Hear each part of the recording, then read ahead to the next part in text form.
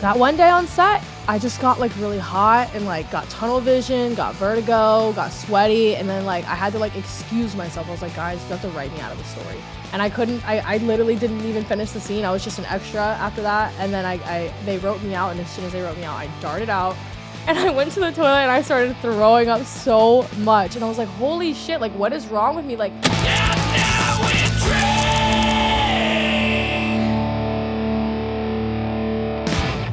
Myra, what's going on? oh my God, not too much. Just out and about, and I found my way here. We're day drinking. We are in the day. Historically, this ends in me sleeping on the floor somewhere. The day drinking episodes, it's always like, I don't eat enough, and all of a sudden, like, show's over and was like, oh, I am drunk. You just reminded me, I didn't eat enough either, so I'm excited to be the same way. This is gonna end great. I'm so excited. I have a couch for you if worse comes worse. You Thank would not be the first guest to sleep it off on a couch. Okay, perfect. Not the first one at all. Okay, good. And counting, how many do you think? I would like to know my rank. Oh, Yeah. definitely a handful. We'll go number 7. Lucky number 7. Yeah, lucky number 7. But hopefully you don't have to. Hopefully you can just get out of my apartment and go out on your day. I do pride myself. God, let me knock on some wood. I do pride myself on being the type to really hold my alcohol and furthermore pace myself and hydrate between, and stuff like that. That's the real key. So hopefully I am not on the floor, but if I am, I had a good time. You wouldn't be the first guest to puke on the show either. So. Oh my God. Oh, that should be a segment like puke bucket. Like, oh no, I don't want it out here. I've gotten, except for someone way back in the day, like 2016, everyone's made it to the toilet. Really? Yeah. Okay. All right. We had a guest, and this is the audio only days, was like, can we pause for a second? I'm like, sure, man. We pause, and he just pukes into a cup. Oh my, into a cup is crazy. Did it hold it all? Yeah. Okay. Well, he knew his body, I suppose. Not enough to, call cut, 5 minutes earlier. I suppose you're right. It's like, dude tried to keep up with me drinking 100 proof fucking rye. And it's just like, it's probably not the best move. I'm not going to try to keep up with you. You shouldn't. That's the trick. Do not try to keep up with somebody who can probably hold a lot more liquor than you. I mean, just on the dimensions, I'm probably twice your body weight and I've probably been drinking longer than you've been alive. Yes. That's God, I'm going to be dead soon. Fuck. It's okay. I have the same thoughts. That I'm going to be dead soon? No. Thanks, Myra. No, Wow. No, please. Although, just on the drive over here, she's like, I better get this podcast in. This motherfucker don't got long. For real, dude. I better drink this drink before...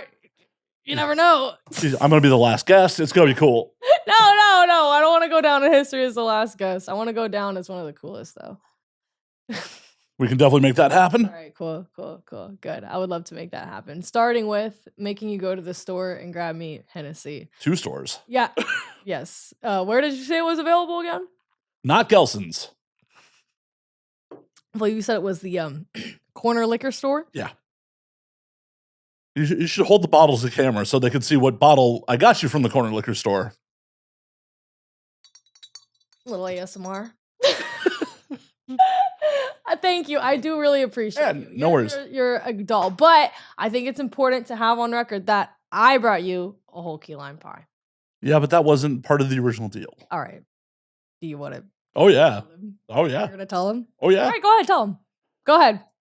Miss Moans over here was a little too busy going to, host or be the star event at a kinky party last night. Kinky Rabbit. It was Kinky Rabbit. But yes. I wasn't going to give them a full-on plug, but... Oh, okay. But yes, it was a party. I was there to be a fairy, But I messed up the scheduling because, Matt's such a cool guy. And he was like, oh, this day or that day either is good. And I guess when I was booking both of them, I was like, oh, okay, so they need this day. So I'll tell Matt, like, okay, we'll do the next day. And I guess I never said it. That's my best conclusion. I really don't actually know what actually happened, but that's my best conclusion. Well, the best part is when I confirmed on Thursday. I'm like, see you Saturday. I know. All right. So I'm not the best with days of the week, though. I wake up every day. I'm like, what day of the week is it? And I don't know. Way to live up to stereotypes.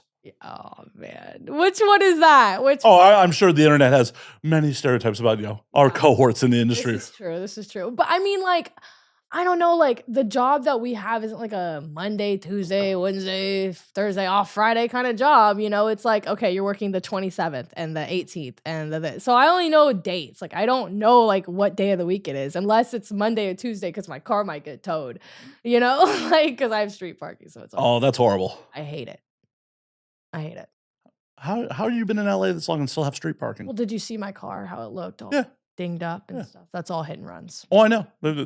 I had a car. Well, the audience has heard this, but like my last car got totaled in a hit and run because I had to park it out on the street. Totaled? Uh-huh. Totaled? Oh yeah. From a hit did you have footage or Oh yeah. Okay, here comes the juice. Here it comes. The audience has heard this shit like because it happened back in May of 23. But Okay. oh yeah, no. We're bringing back an old story, you know. Yeah, we were bringing back the old story, but like Real ones know. Real ones remember. real ones remember me bitching about it. But at the time, like I had a roommate, so like the spot you're in was occupied. I had my car, and then I was renting a car. Yeah. So my car was out on the streets, Wow. Okay. and I went up, moving on Monday for street cleaning. Yeah. As I'm walking up, I'm like, man, that's a lot of debris on the street. Someone's gonna have a bad morning. And I get a few feet up, and I'm like, oh, I'll be having a bad morning. Oh my God, no. Yeah, it was brutal. So, did you guys catch the guy or? Oh yeah, I caught him. Okay. That's a happy ending. See, I definitely wasn't able to catch the first hit and run that I had. But the second one, I probably still could do something about it, and it happened fairly recently, so I probably should. Why are you holding off on it? I'm like one of those, man. Like, I'm bad at getting stuff done. Like, I'm like taking life day to day, man. Like, for real. Like, So the problem is, longer you put it off, I know. more it's gonna hurt you in court. I know. Wait, what do you mean? Oh, Like if you have to sue them and if shit. I was going to.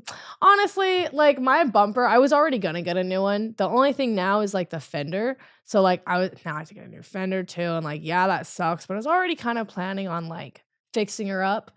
So I'm not like fully like, oh, I need to sue them. Like that. Like I feel like it would take more of my energy to show up to a freaking court date when I couldn't be booked and busy and working and like or like doing a fun podcast or doing a party. Like I would much rather, or even just home. Oh my, and that totaled it? Oh. It doesn't look too bad, but I mean, yeah, I got no, yeah, wait, okay, I see like this stuff underneath. Yeah. Damn. What did they fuck up? What is that thing dangling that should be inside the car, dangling down? Oh, it's like the muffler and shit. The muffler, okay. Yeah. Y'all know? Yeah, it's all. Oh, don't. Oh. Let's not put my plate's not on there. Okay. Oh. I had already taken the plate off by the time that Okay. picture was taken. I'm like don't be giving motherfuckers my plate. Sorry. Yeah, play on that. This is bad podcasting. I'm showing Myra videos. No, this is great. Ah! No, wait, I need to see him leave. I need to see him. But what? He doesn't even get out of the car. That's crazy. What an idiot. It's like 1 o'clock in the morning on a I need Sunday. to see it one more time. 1 o'clock in the morning on a Sunday? Oh yeah. So he's Obviously drunk. Yeah. He just had the bad luck of hitting me because I was a private investigator for a number of years. Wait, what? Oh, I didn't know that before you started interviewing me. Wow. Wait, okay, so how was that? It was a boring and exciting job. It's what got me into podcasting. Really? Yeah. Okay, I can imagine. I can kind of like abstractually see like the pipeline. Like, Well, it's one of those things like you sit around and do surveillance all day, so Yeah. you need someone to pass the fucking time. yeah. And you can't really watch videos because you got to make look out for the person you're watching for. Yeah. And the problem with audiobooks is something will happen and you'll lose where the fuck you are in the story. Yeah. So like a podcast is just like, oh, whatever. I lost a fucking throwaway joke from somebody. Wow. Okay. Interesting. That's really cool. So how do you have fucking footage on the person who hit you? Okay, I don't have it on my phone or anything like that, but it happened at a red light that does have a camera, and it happened right next to the liquor store that is like right next to me, and like we're all good, like we're buddies. Like Have you talked to them about the footage already? Because people delete DVRs and shit. I did, but I'm not sure that they were close enough to catch it on camera, so I don't think their camera got it. But I know for a fact the red light after the shop did get it, but then I had to contact the city and this and that. And like I said, hear me out, bro. Hear me out, dude. For something that I was already gonna fix, you know what I'm saying? But except for the fender, I was not already gonna fix the fender, but I was already gonna get a whole new bumper anyway, and for years even. So this, I've already had a fucked up bumper. to go all the way to court, I don't know, maybe public defender, maybe pay a lawyer to do all of that. And then, mark days off my calendar to go be at this court date, wake up early, drag my ass out to whatever court, that they're going to put it at. That's just not me, man. Like, if it's something that I can win like a good chunk of money out of and it's worth my time and this and that, and I know I probably could win a good chunk of money out of it since he hit and ran me, but I don't know. I mean, if he has insurance, his insurance is just going to fucking pay it. Yeah. So you may not even have to go to court. Really? Yeah.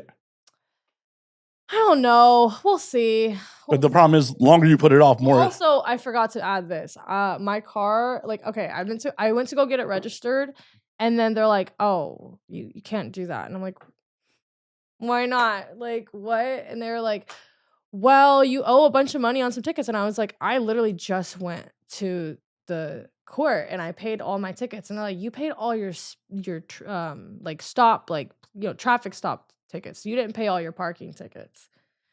I was like, "Oh my God." And mind you, at the time, it was like $1,600 in tickets because it added interest in this and that. And I was like, okay, whatever. Like, I don't care. It's just $1,600. Get it out of the way. So Ooh la la, just $1,600, Myra. Well, I should have asked for 2 pies. I should have brought you 2. But I mean, well, to not have that, and to, like, not have your license suspended and that. No, I'm fucking with you. I'm completely fucking with you. Yeah, but I was like, okay, whatever. That's not a big deal. But then I'm like, okay, well, I'll pay it. How much do I owe? And they're like, well, and that was a year ago that I had done that thing and paid all my tickets, and I hadn't gotten any new tickets since then. So I was like, no new speeding tickets or anything, traffic stops or anything like that. And so they were like, well, in parking tickets, since you haven't paid them for X amount of time, you now owe $3,600. And I was like, okay.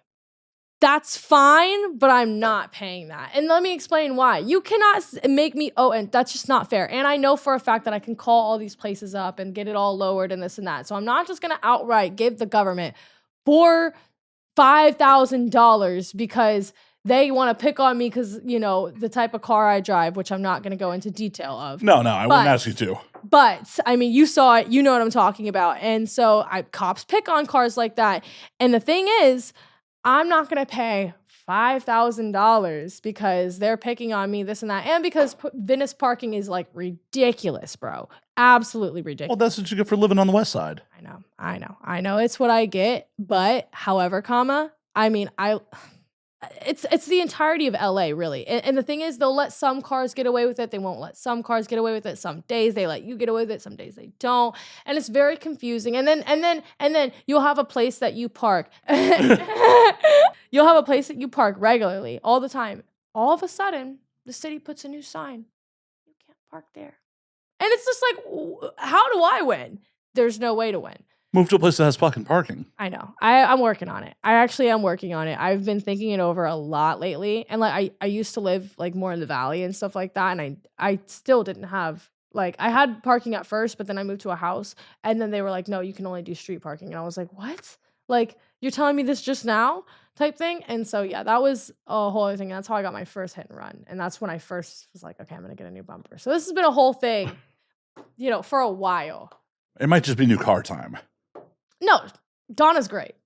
I love Donna. I thought about it. I went through an era where I was like, okay, I think I'm going to get a new car. And the new car, I was like, I'm going to get a Lexus, like a little red Lexus convertible. Like, cause I like that kind of fucking thing. But I was like, no, I'm not getting anything like that because I'm keeping my fucking little shit box. I am.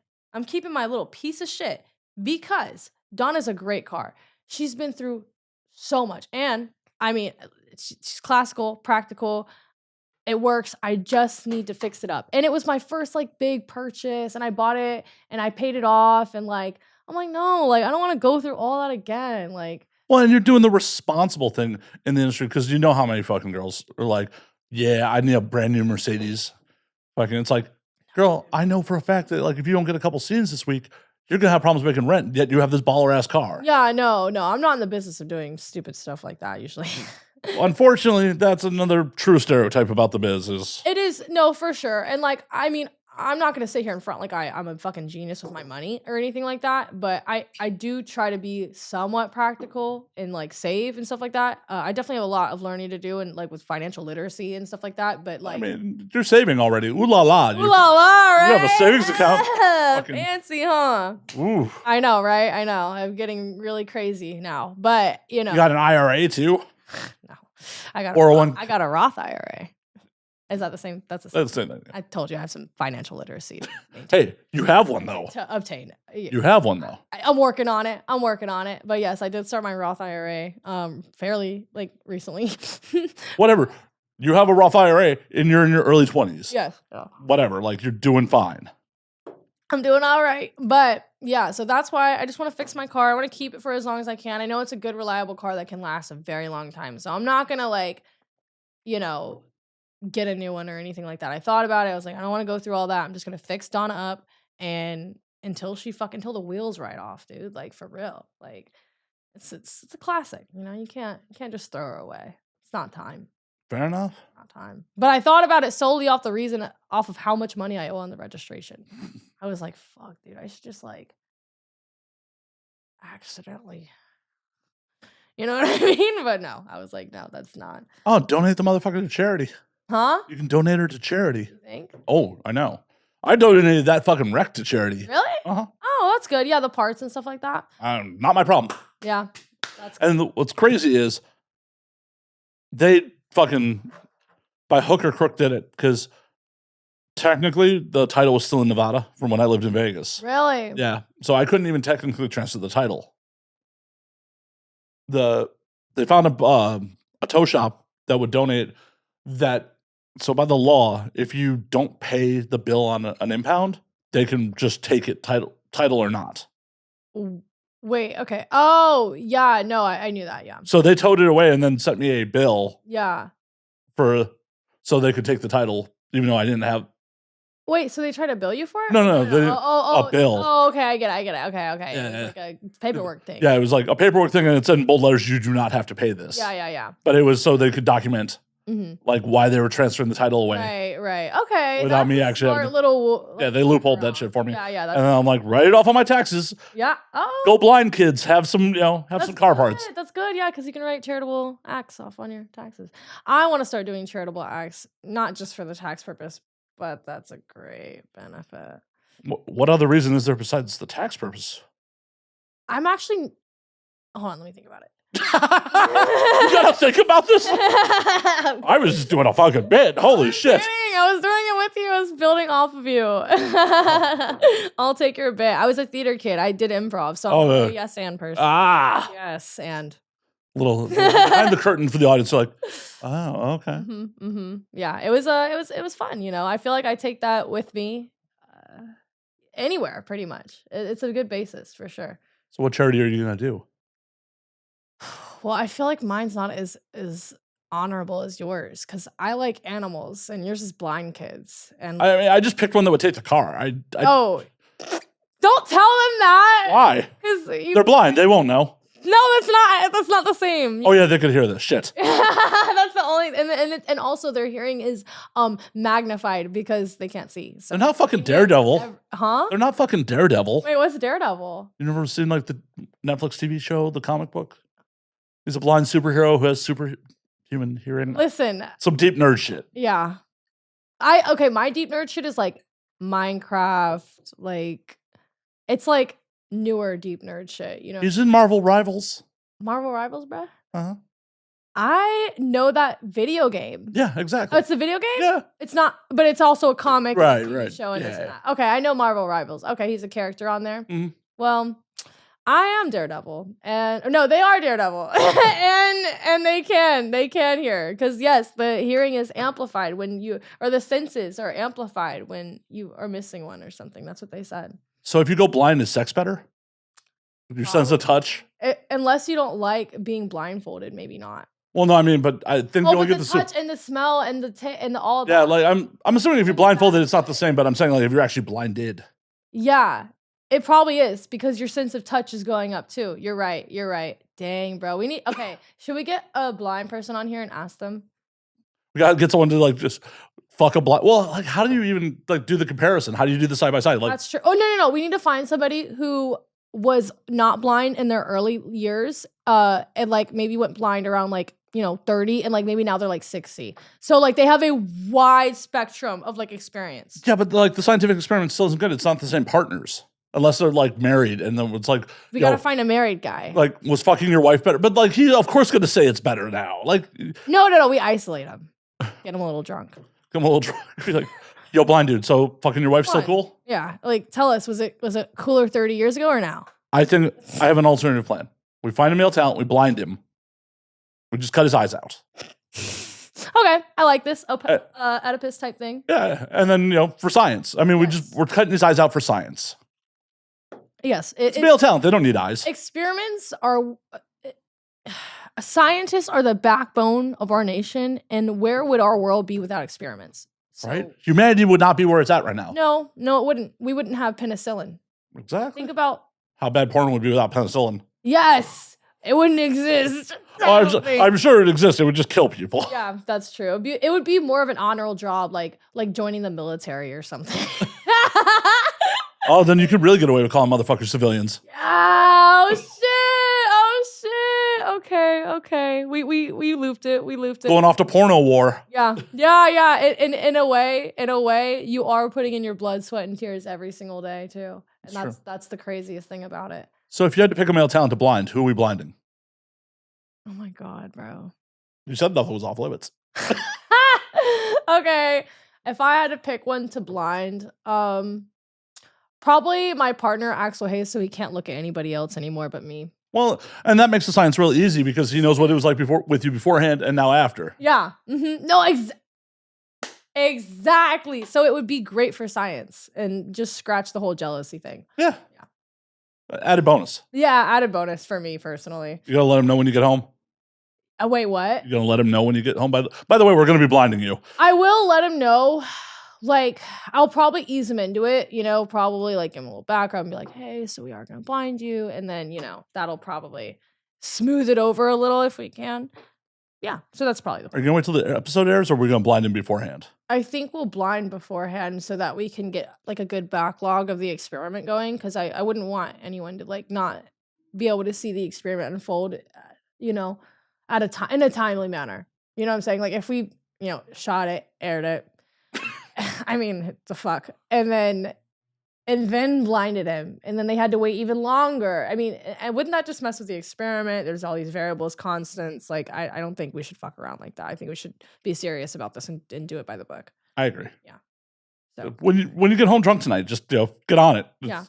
Like, hey babe. Hey babe.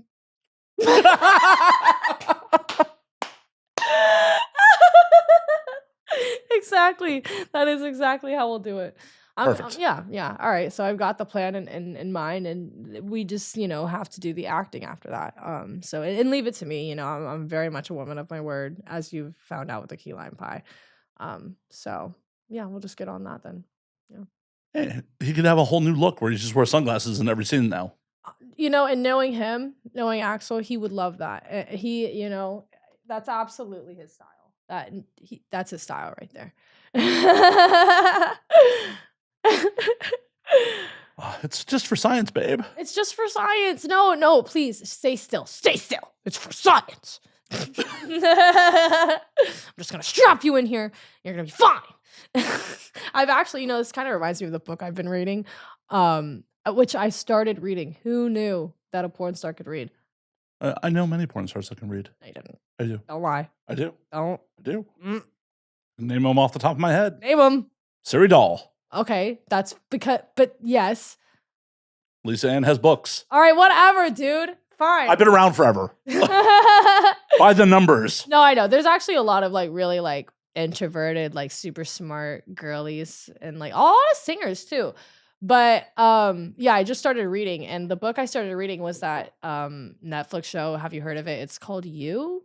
I'm familiar with it. I never watched it. I never watched it either. So I'm like familiar with like, the storyline and stuff like that, but I didn't actually watch the show. I think I watched like the first episode or maybe the first 15 minutes of the It's about a stalker, right? Yeah, it's about this guy who's like stalking this girl. I'm very like short into the book. I'm only on like page 50, but this kind of reminds me of that. He's very much like, let me take care of you, you know, it's okay. Like, I got you, but he's very deranged and stuff. But regardless, I never thought I would like reading so much. Like, this is crazy. Like, it's actually better than scrolling on my phone. I was like, no way.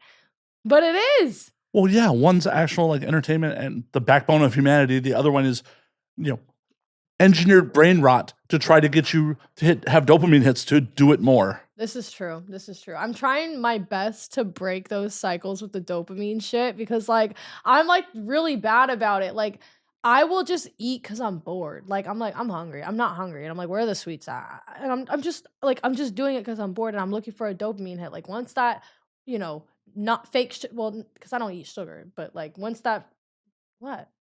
What? So I'm eating that whole pie by myself. Yeah, I'm sorry. Oh my god. That's why I did the club soda, because, you know. But yeah, I don't do sugar. I do date sugar, sometimes organic cane sugar, but that's like a cheat. What about fucking agave?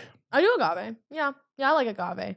I don't know. I'm kind of on the fence about it though, because I feel like I don't know. I can't tell if it's like giving me acne or not. So I'm kind of on the fence. I might cut that out soon. But and then I do coconut sugar, and then that's it. I won't do any processed sugar or anything like that. It's probably better for you. I would say so. I feel a lot better after cutting out like caffeine, artificial dyes, and sugars. Like the rest, like whoa, caffeine! You cut out caffeine. That what? I know. I'm like so crazy. On a conscious level, I can understand cutting out processed sugars and shit. Caffeine? The fuck? I know. Caffeine? I know. You might as well tell me like you cut out oxygen too. And if it affects my health, I will. But well, yes, if you cut it out, it will definitely affect your health. You're right.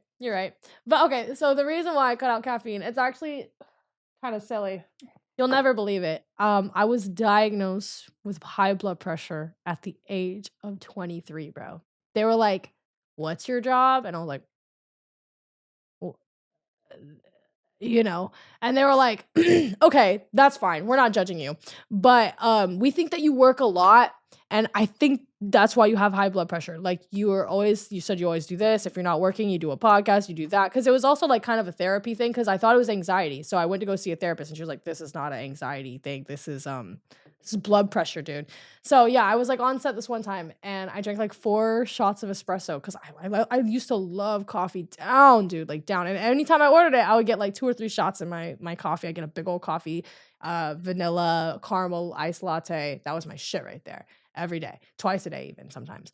And that one day on set, I just got like really hot and like got tunnel vision, got vertigo, got sweaty, and then like I had to like excuse myself. I was like, "Guys, you have to write me out of the story." And I couldn't. I literally didn't even finish the scene. I was just an extra after that. And then they wrote me out, and as soon as they wrote me out, I darted out.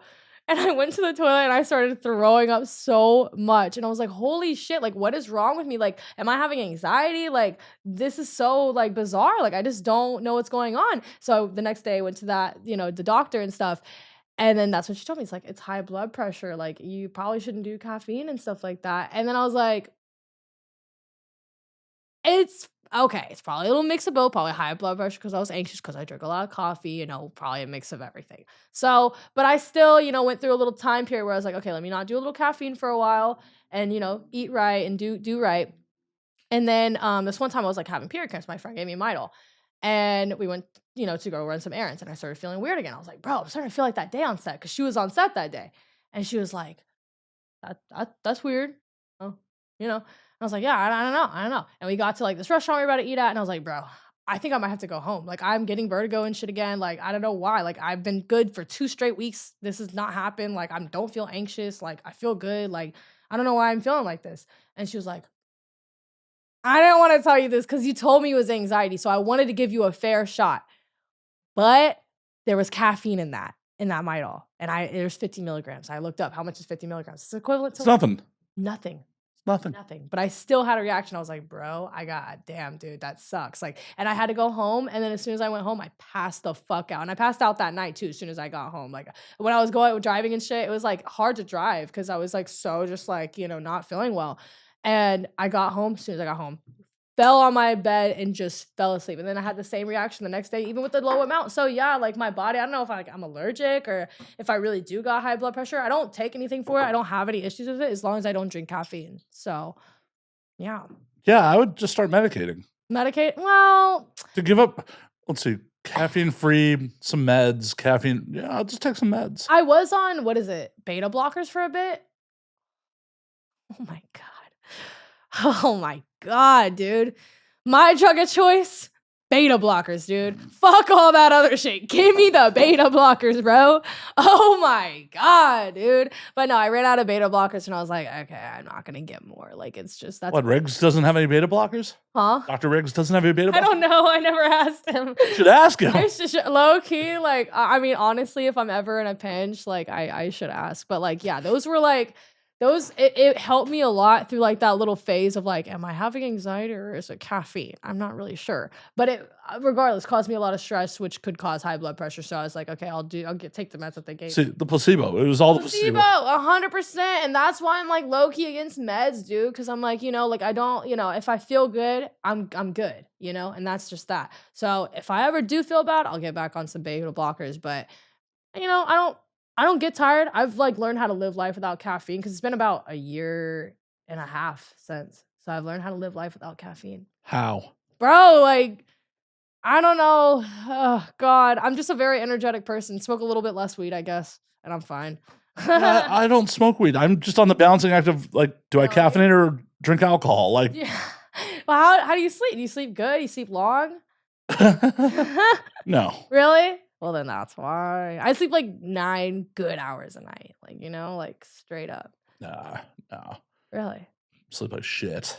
That's the thing. You got to work on your sleep. Do you know what's like fucking up your sleep? Everything. Yeah. I got sleep apnea. I got the fucking mask, but I'll toss and turn even with the fucking mask on. Yeah. Like, the doctors will tell me I gotta lose some weight or some shit. Fuck that. Oh, no, I should, but that would involve, changing my life. Yeah. Ugh. I work a lot. I just don't have time for that work. Like, that's like the different type of work that's not fun, though. This is like fun work. Well, there was a point where like I was working on a lot, but it's one of those things where I just have so much bandwidth in the day. It's just like after doing everything else, like, do I really want to go get on a fucking treadmill right now? No, you don't. No. I don't fucking work out. I could never do. I try so hard to stay consistent with that shit. I can't. Why am I going to expect anybody else to? I sure as shit cannot, bro. My job is enough for me. I can barely manage that. And I only work like fucking 15 days out of the month. Like, that's a lot. Is it? Okay, you figure the average office worker is only like 20, 21. Yeah. So you're not that fucking far behind them. I know, but 5 extra whole days out of the month, that's a lot, bro. And I used to work a job like that.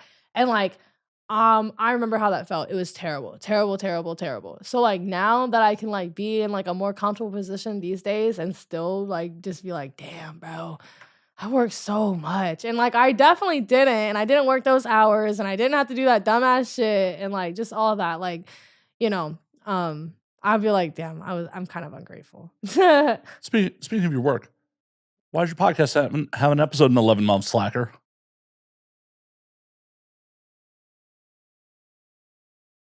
Yeah. Oh. Yeah, my podcast comes out weekly. I was just making sure. All right. Okay, so what had happened was, okay, so basically, around like after I want to say avian last year, I was suffering a little bit of burnout, and like that was like before that avian, my first 2 years. That's like when a girl is gonna work probably her most, usually for majority of girls in this industry. That's when she's gonna work her most. And I was working like 15, 20, 25 even scenes a month. If not scenes, I had 25 days on the calendar for podcasts, collabs, safe for work days, stream days, gonna go stream on Twitch with this motherfucker, like, shit like that. Like I just made sure I stayed busy. I stayed in the envision and stuff like that.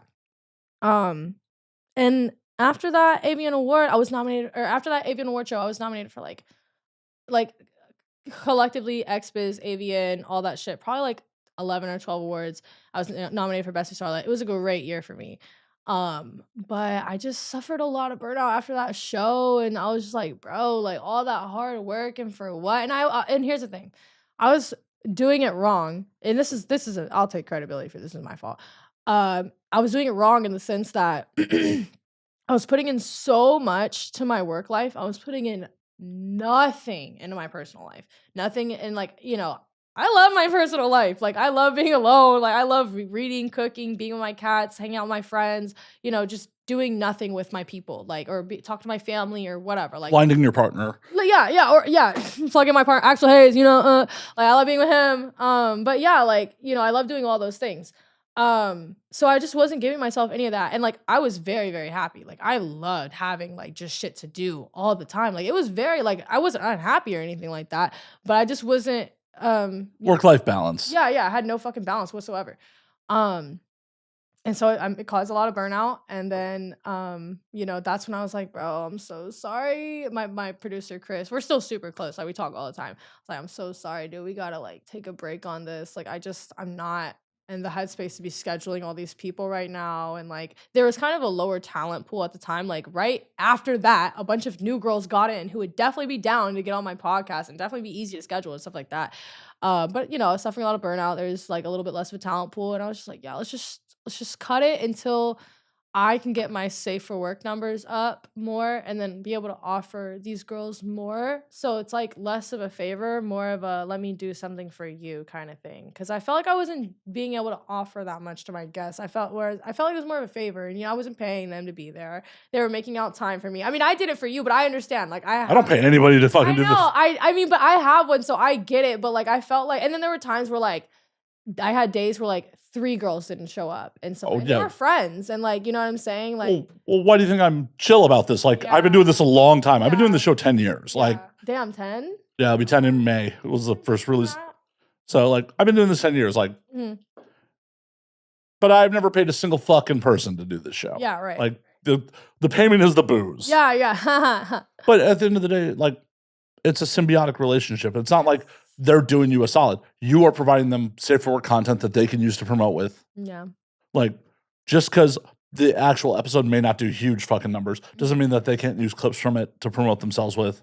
That's true. And I have seen like the person who did the best on my podcast, she also does reuse the clips from time to time and like it does well for her, I think, if I remember correctly. But I mean, even then it's just still content to post one day. So yeah, like definitely I've seen it. But it's a symbiotic relationship. You are benefiting each other. Yeah, for sure. Like never feel like they're doing you a solid. Yeah, that's I think where I felt like that's where I started to lose a lot of my confidence with it. Is I felt like I was doing people that I felt that they were doing me a solid. You're giving people a platform to do something out of the fucking norm. You're giving them a platform to talk about other shit besides, oh my God, so I got into the industry because of this, or I came up with my stage name because like you're giving them a platform to actually be real fucking humans, which there's only so many of those in this fucking industry. That's true. You're very right. And that's another thing. That's like kind of what kept it going for so long was like how much everyone really loved to like do it and stuff like that. But it was also a matter of like I started to work less too, studio wise, and just in general, like I didn't really do collabs anymore.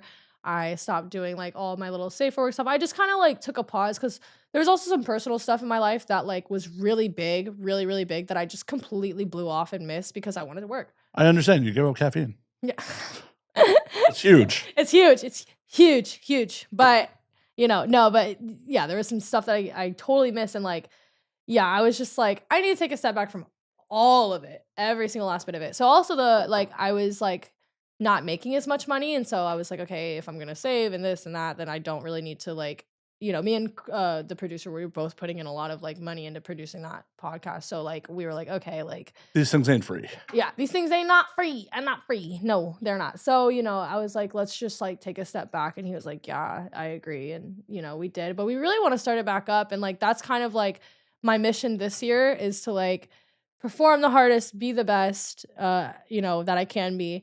And do everything that I can be to be in the eye of the people and just like get my numbers up so that I can start that podcast again. But I also want to do it less frequently too. Like we were doing like really like once a month, 4 episodes in a day and stuff like that. And like that's a bit much. I felt like it was. for me, just for the schedulings, what I've realized is like that was just a lot to work into like my schedule. I think I would be more comfortable with like once every few months or just when it comes up, like when somebody's like, "Hey, I want to be on." Well, I'm a big proponent of being consistent in this shit Mhm.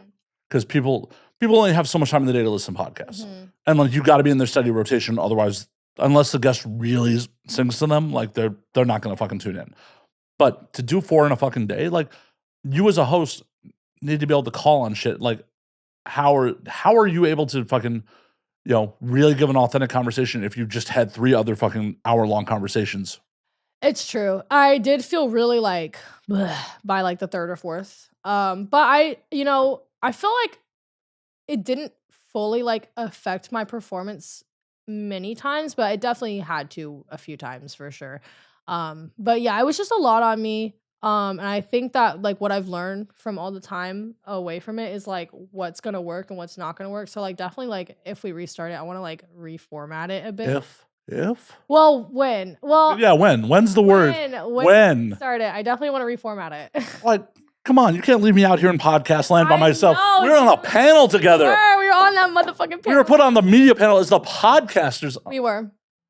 And then you leave me all by myself. I'm sorry. And then when the avatar needed him most, he vanished. Yep. Like, no, I know. I gotta get back up here with you, and then you gotta come on mine too. You can bring your juice. I don't have to. I'm not can. I'm not an You. alcoholic. I don't have to. Oh, you I don't go to meetings. I don't go to meetings. as the ice clicks the glass. I don't go to meetings. As the ice clicks. Oh, I drink. As the bottle open. I'm a drunk. Don't get me wrong. I mean, hell, for those of you who never saw the broadcast of that Expos panel, I ordered a drink from stage. Yeah, and I got one. We ordered one. Well, you ordered it from stage, but we got one. No, we got a round before we got on stage. Yeah, you got another. But then I ordered a Bloody Mary from stage. You did. I remember. That was iconic. I love that. Well, I could use another drink. The audience kind of laughs. I'm like, I'm not kidding. Can someone give me a fucking Bloody Mary? It was so funny. It was pretty good. No, yeah, that was perfect. It was my first panel that I had ever been on before too. So I was like, what do I do with my hands? But I know, wave them in the air like you just don't care. But but yeah, no. It was really fun though. I want to do more stuff like that because, like I said, that was like a really big year for me, and then like this year was like kind of a very like quiet year for me. But I won my first award, so I was like, what the fuck, like. Okay, fine, sure, whatever. The year that I literally do nothing. So that's how this industry goes. Like I know. You get far by just being here. Like, because so many people have fucking short careers. In your time in, how many people are fucking gone? Yeah, like literally can't even count them all or think of them all. Like 100%. There's a lot of people who come and go for sure. I don't want to be one of those people who comes and goes. Like, I'll step back. You've been in too long already. Yeah, too late. Yeah, I know. I'm here to stay now. But yeah, no, I definitely want to be somebody who's like around and stuff. But that like winning my first award on the year that I did literally like I think I shot like 90 scenes, like not that much. And I was just like, bro, that's the sauce. Just enjoy what you do, dude, because there's nothing you can do about it. There's no fucking, you can't perform hard enough. There's no one to work with, this, that, the third. Like, just enjoy it, dude, because. And it's just a recipe for unhappiness to try to compare your career to somebody else's. And that's another reason why I suffered burnout. Well, I wasn't comparing my career to other people. I definitely wasn't doing that. But I was like, just had like very strict goals that I really, really, really wanted. And that's just so bad to like put all that into like I'm doing all this for like this cause. Like, no, you need to just do it because you like it. And I did like it. Like it's not like I didn't like what I did. What were the goals? I wanted to win Best New Starlet real bad. Or just something that year. Just anything that year. Because I was nominated for, and I was like nominated for so much. I was like, okay, like, y'all are going to give me something, of course, right? Like, duh. Like, you're not going to nominate me 11 times just to snub me, right? Oh. Oh. Okay. That's fine. My podcast was nominated too, but it's fine. No, it's fine, really. No, but like, like that's how I felt. But it's fine. Like, it really did teach me, like, bro, just have fun doing what you're doing. And the thing that won was like this feature film that I did for Ricky Greenwood. It was Parasited. And literally it was 4 days in a row, waking up hella early, staying on set hella late, barely getting any sleep, wearing these contacts, white eye contacts that we couldn't even see out of, and like getting veins painted on us, covered in slime, 40-degree weather. It was in the middle of January. I mean, this sounds unenjoyable, but this was like one of the most fun shoots I've ever done. It was hard, but it was super fun and rewarding. You gotta suffer for your art sometimes. Yes. And I loved the product so bad. And I was like, bro, this feels good. Like this, I really like this. Like I really liked creating something big and good and extravagant. It was really fun. And I kind of found a little bit more of my passion for this industry. But that was like right after AVN. That was like, that was shot right after that AVN that I suffered some burnout. But I found a little bit of passion for the industry and stuff like that. And then I won an award for that. And I was like, see, if you have fun and really love what you're doing, like that's like what's gonna be like rewarded. Not that that's like the hack or anything like that, but like it helps. It helps. And then even if you don't win, you still had a lot of fun doing what you're doing. You're still proud of your work. Like, well, at the end of the day, this is still a job. Yes. And like, no matter what job you work, no matter how much you love it, not every day is gonna be fucking, oh my God, amazing. Yeah, 100%. But it's also up to you to work with what you got. Right. Well, and that's the thing. If we were all working like fucking 9 to 5s, people roll into their 9 to 5 fucking miserable with real life happening all the time, and just you have a bad day. You're a fucking human. Like you get through it. You keep fucking working. Yeah, for sure, for sure. So like you're doing the thing. Yeah. You're doing it right. Thank you. I'm trying. But I mean, once you restart your podcast, but I know I'd be doing really, really right if I did that, right? Yeah. Also, I'm thinking probably like next year sometime or like at the end of next year or something like that. I think like this year I'm gonna really buckle down and focus on building, and then I think by the time I have a whole year of that, I'll feel ready to do it again. Well, I'm curious, what inspired you to start a pod in the first place? You're gonna laugh, bro. I'm here to laugh. Nothing, bro. Like this was not really fully my idea. Like I didn't really think about it. I'm not very imaginative, honestly. Like I just came to LA like I'm gonna do a port, and that's well, who knows what else. Okay, so how'd the pitch come around? So I was on an episode for this comedian, Ben Hurwitz, and Chris, my producer, was producing that. He wasn't actually his producer. He was just, there to kind of like help it run smoothly and like play, like producer and stuff. And then we actually started the podcast, and Chris was like, this is Chris's words, because he told it a lot on my podcast. He was like, I'm used to looking down on my phone and just tuning out for these. But when you started talking, Myra, like I was fully engaged. Like you were so funny, and it was your first episode, and you'd literally never been on a podcast before. You said things and did things that, it's hard to like mostly only seasoned comedians do and say. And I just knew I had to work with you. Like, and so after the podcast, I was like joking, like literally not serious at all. I didn't even know who Chris was. Like, I didn't know he worked for like Bobby Lee and stuff like that. Like, I didn't know any of that. I was just, just there trying to like be seen somewhere. And I was like, oh, dude, if I ever had a podcast, I would name it Poddy Break, because it's where we talk shit. Literally what I said. And then he was like, it's so funny that you say that, because I would actually love to work with you. Like, you're great. Like, you were doing really good. And then he told me all that stuff about the seasoned comedians and this and that. And I was like, really? Like, for real? I was just being me. Like, I was just doing me. Like, are you sure? And he was like, no, like, yeah. And so we connected. And then a year later, from developing and like planning, we started shooting at my apartment. Wait, you actually planned? I know. What the fuck I thought? Not much. It was mostly Chris. Shout out to Chris. But someone planned. Shit. Somebody did, bro. And it was Chris, dude. I owe everything to Chris. There's never been a plan with the show ever. So not once. No, dude. I owe all that shit to Chris. Chris like took care of all that shit. And Chris and Ash, like both of them, they both took care of all that type of planning shit, questions, the research. Like they were great. They were amazing. Like I loved working with them. Like when the day that I was like, bro, I can't keep doing this, like Chris was actually over at my house. I was bawling, sobbing, crying, because I didn't want to not see him all the time and Ash all the time. And I didn't want to like end a friendship or anything. I mean, it wasn't ending a friendship. It was ending a professional relation. Well, not just a professional arrangement, short time. Pausing. I'm just going to keep peer pressure you into starting your show again. No, give me that language. I need to use that language. And we're just on a pause. We're on a break. Yeah. We're on a break. We're on a break. Yes. We're on a break. Not like Ross and Rachel, though. No. Not like them, but they got back together, so kind of like them. We were on a break. And now me and Chris will probably milk that when we're back on a set together. We were on a break all the time. But when I did initially like say I want to do that pause, I was so sad because it's very hard for me to end like anything, any time or pause, anything, like that. Cause I just love like them so much. So Well, and it becomes part of your routine. Mhm. Like when you do this on the regular. Yeah. And we talked all the time. And then I knew that we weren't going to talk as much. I mean, we still do, of course. But. Well, and you should be proud. Like the average podcast makes it like 6 episodes. Yeah. Yeah. That's true. I tell people all the fucking time. It's like, it's real easy to start a podcast. It's real hard to maintain one. That's true. It is. And I'll say that here now. It's very hard to maintain a podcast. And also especially with like again, Chris was so great and Ash was so great. They bent over backwards to like, make sure my schedule aligned with theirs and like with all of the other guests. And like we all have these crazy inconsistent schedules so we can get booked.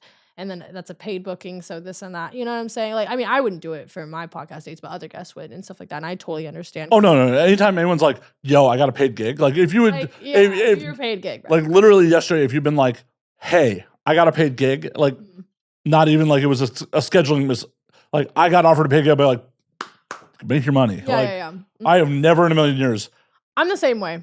Some people like, especially in porn, people like it's like one way or another. They're like, don't ever schedule a collab with me if you're going to take a paid booking. And then other people are like, if you're going to get paid, go on, do that. We'll figure it out. Like It's very 50-50, but I'm very much on the side of like, I don't give a fuck, Well, it'd be another thing of like, I had to rent studio space, pay a producer, shit like that. Like there's a crew involved. Yeah. It'd be a whole other thing. But like, I'm soup to nuts this whole fucking show. Yeah.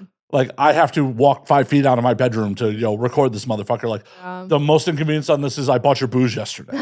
Thank you. Like that's the biggest whatever. Yeah, no big deal. Like, sure. And how could someone who's like, I'm not paying you to be here, fault someone?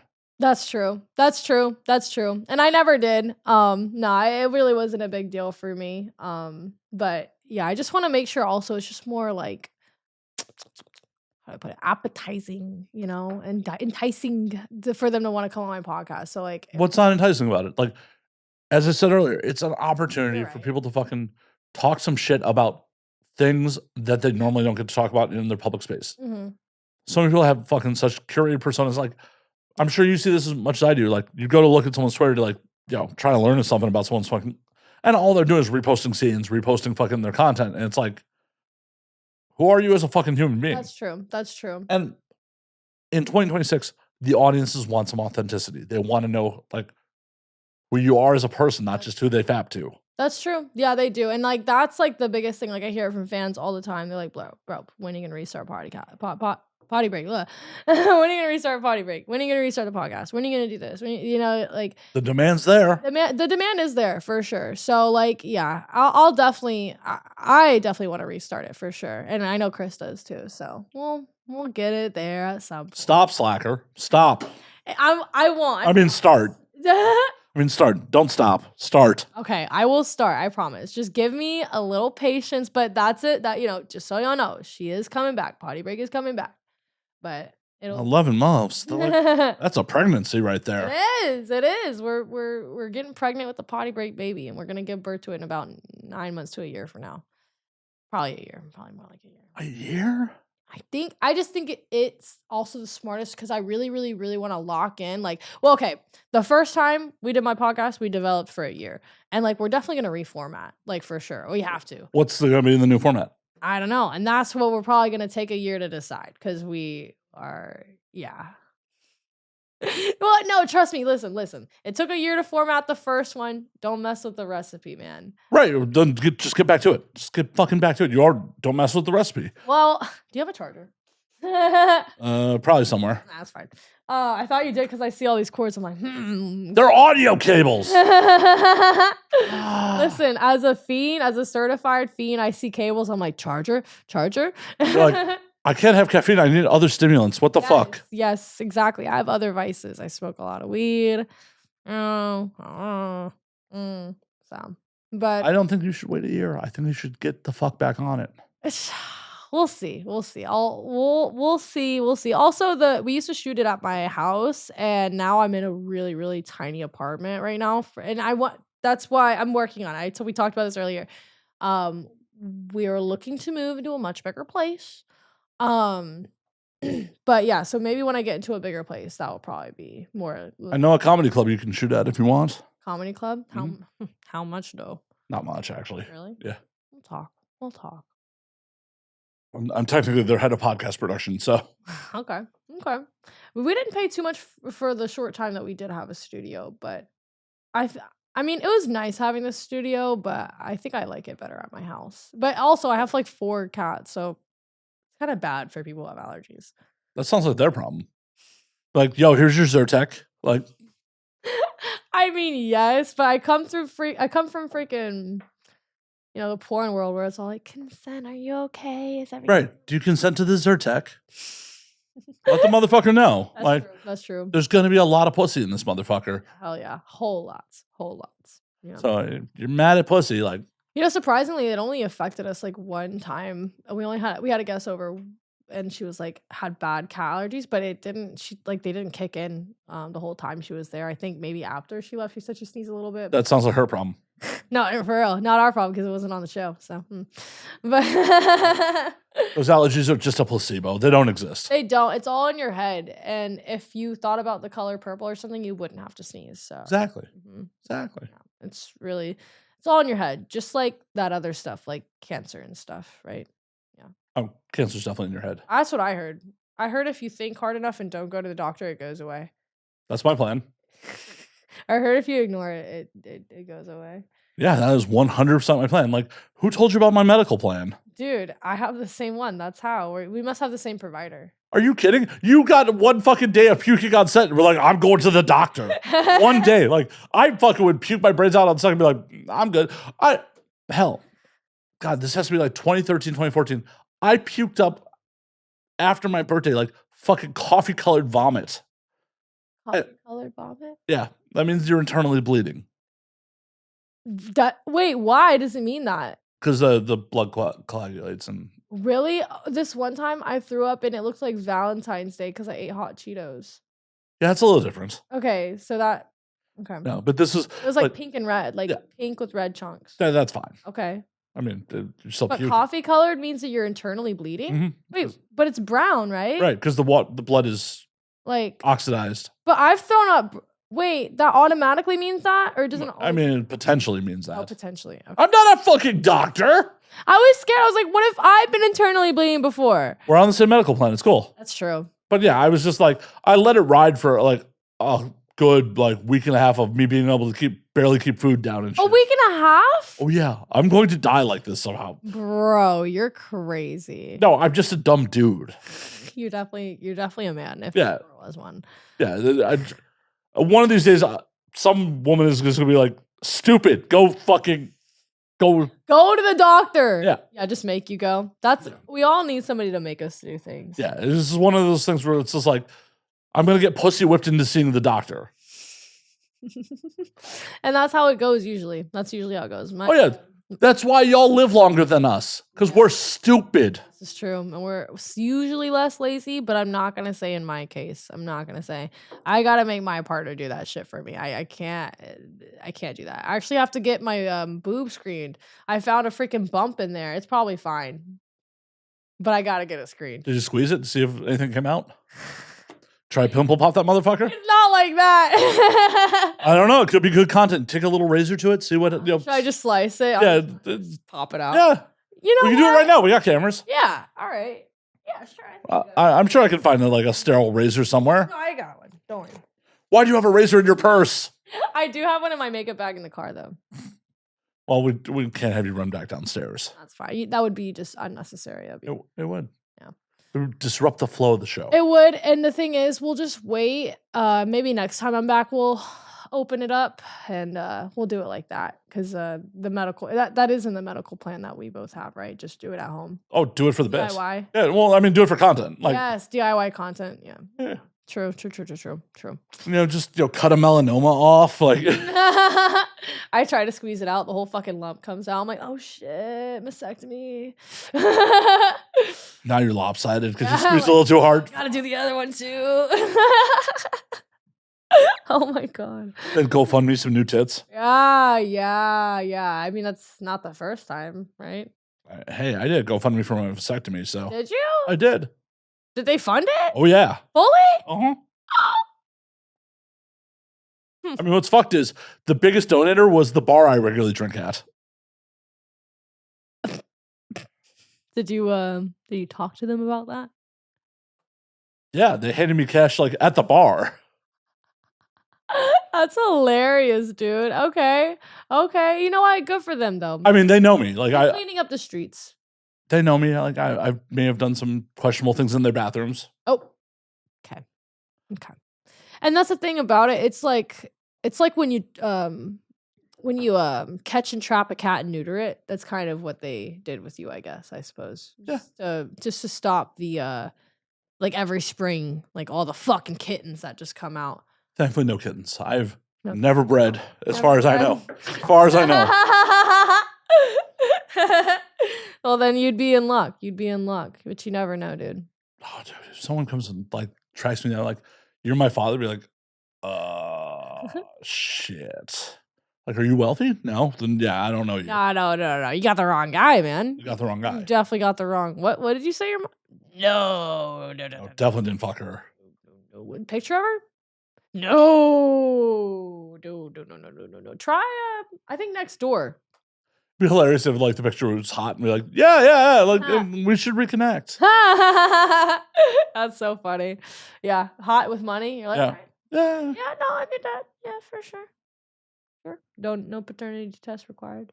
I am not above marrying up. Really? Yeah. That's what my dad did. Did he? Yeah, kind of smart. Not very hot fire up, like a class up, but Hey, nonetheless. that's a step. That's a step. It's a step in the right direction. Me personally, if I was going to marry up, I would try at least 3 or 4 classes up. What is 3 or 4 classes up from you? I don't know your financial. I know I'm a Jew, but I'm not your accountant. This is the thing. Me too, a little bit. So, in the sense that I like saving money, which is offensive, but I don't care. So I thought you just like circumcising people. I was taking it in another completely other direction. I'm actually somewhat against that. Now that you mention it, yeah, just putting that out there. Anyways, but okay, so there's like low middle class. That's like the worst. Or no, low class. No, what is it? There's middle class, lower class, and upper class. Okay, so it's low. I mean, there's full on impoverished living on like fucking weekly motels and shit. Right, and that's like lower class, right? I mean, you're from Florida. I'm sure. Lowest class. Yes, I've seen. I came from the trenches, so I came from probably low middle class. How many family members live in trailers? Currently? No, just over the course of your lifetime. Over the course of my lifetime? Like how many family members, including me? Did you live in a trailer at one point? Yeah. I don't know. I don't know the whole lore. I lived in a trailer twice in my lifetime. Yeah, but not like only when I was super young. But yeah, we did. We lived in a trailer on my grandma's property at one point, and then we lived just in a trailer park at one point. You are still super young. You know what I mean. I mean, like not in my adult, like 18 plus, but like when I was super, like yay high. Other people are making decisions for you and shit. Yes, most of them, if not all.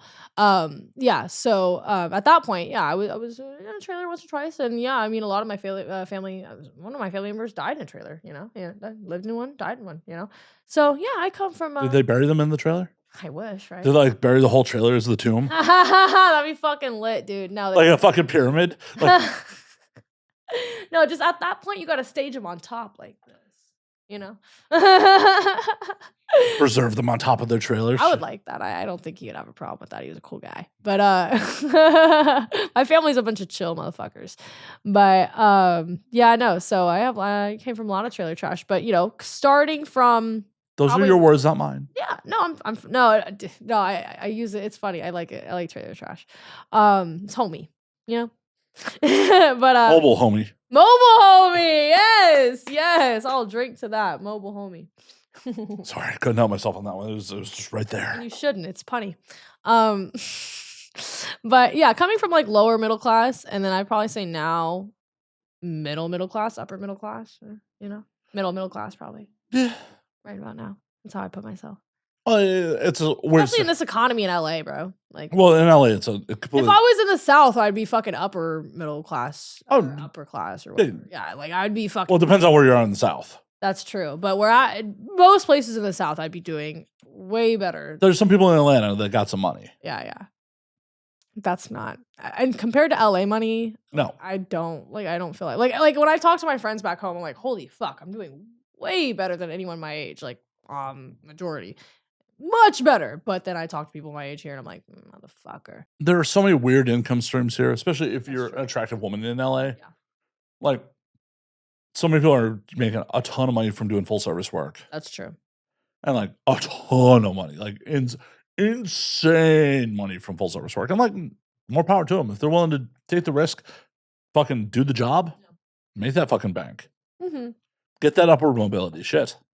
No, I'm not, I'm not against it either. Everyone's got their little ways of making money. I just wish that I was making more money than everyone else. Why? Well, I don't know, probably an ego thing, or probably just a security thing. It's either the ego or security, or both. Because when you grow up poor, you're like, if I don't have more of that green stuff, bad things are gonna happen. Well, it's true, and science has proven that like money does buy happiness to a point. I don't give a fuck. It buys lack of stress to a point. Like they've proven that like it's diminishing returns after your basic necessities are met. Yeah. Okay. Like at the point where you don't have to worry about your bills. You don't have to worry about like, oh, I want to go out and have dinner with friends and shit like that. Somewhere slightly beyond that, like it stops buying happiness. Yeah. I could see that. Because like right now, that's how I describe myself. I have all my basic necessities met, and I put everything else into a savings account. An IRA, motherfucker. You got an IRA. I have a couple investment accounts in Roth IRA. I don't like to put stuff in savings because that's just money just sitting there. It's just high interest. Yeah, my bank isn't like a high interest bank though. I'd rather put it into like investment and stuff like. But regardless, because like money. You buying some Nvidia stock? No, I just buy like regular stuff like what is it? I forget the name. Like the bundle of all the good stuff. I don't remember. I'm S&P. Oh, okay. 500. Yeah, I get the S&P 500, and then I do a little Bitcoin, and then I got my Roth IRA. How much BTC do you have? Collectively, I mean, it just went down a lot. I mean, but like, do you have a full coin? Yeah. Wait, a full coin? Yeah. Wait, how much is a full coin? Right now, I don't honestly know.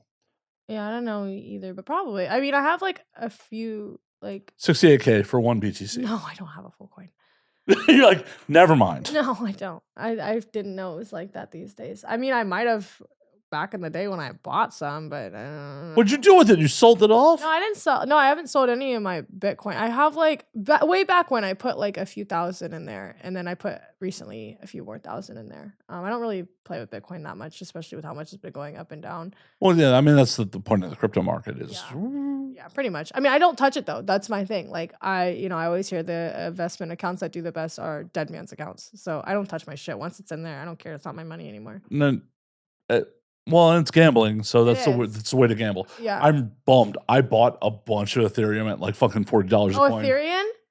Yeah. I've heard so much about that. Okay, what happened? Because I was going to, but I was like, I don't know, this feels risky. Oh no, ETC is a pretty stable coin. I mean, like it's secondary to Bitcoin. Okay. I bought a bunch of ETC at like $40 a coin. I mean, I definitely made a profit, but holy fuck, if I had held on to it. Instead of being like, oh, I need to pay some bills. Let me sell my Ethereum off. Yeah, that's why. Yeah.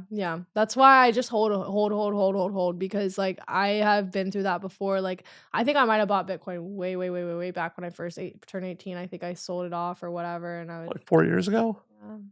No, 5. Probably 6 years ago now. I don't know exactly how old you are. No, about 6 years ago. I turned 18 in 2020. Oh, I'm so old. Going to die right. Just Do you know CPR? I watched that episode of The Office. They're like, staying alive. Staying alive is actually the right beats per minute to actually, because I actually am CPR certified. And, you are? Yeah. See, I know it. So like, that's a real thing. That's a real thing. That's it? Yeah, it's a right beats per minute for CPR. They'll Okay. like when I got my CPR training, they're like, yeah, staying alive is legitimately funny. You'll never forget it because it's staying alive. I mean, I'm pretty sure my certificate's expired, so I'm not saving anyone's fucking life. Actually, not CPR certified anymore. I was. That's the important part. Well, I also was never going to use it because I'm not going to take the legal liability. Yeah, that's true. I mean, I don't really care. I would love to try to perform CPR on somebody. Like, I want to see if I could do it. I'm like, not it. Not it. Not it. Yeah, you'll probably die, Loki. Well, I'll be good. Well, if you're doing CPR right, you crack someone's ribs. Really? That's what you have to like go really hard. That's why I'm like, yeah, I'll try it, but I don't think I'll actually do it. Yeah, like these are both horrible. It's like either you crack my ribs and I live or I die. And both of those just don't sound like a good time. Well, that's part of the medical plan. So.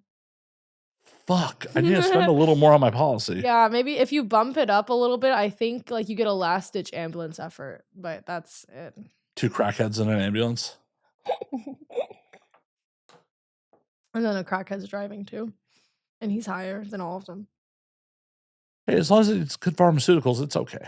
They do have they do have great pharmaceuticals, like Dr. Riggs level. I had a buddy of mine who was in the EMT at one point. He's just like, after a hard night drink, he's like, oh yeah, I'm going to give myself an IV tomorrow at work.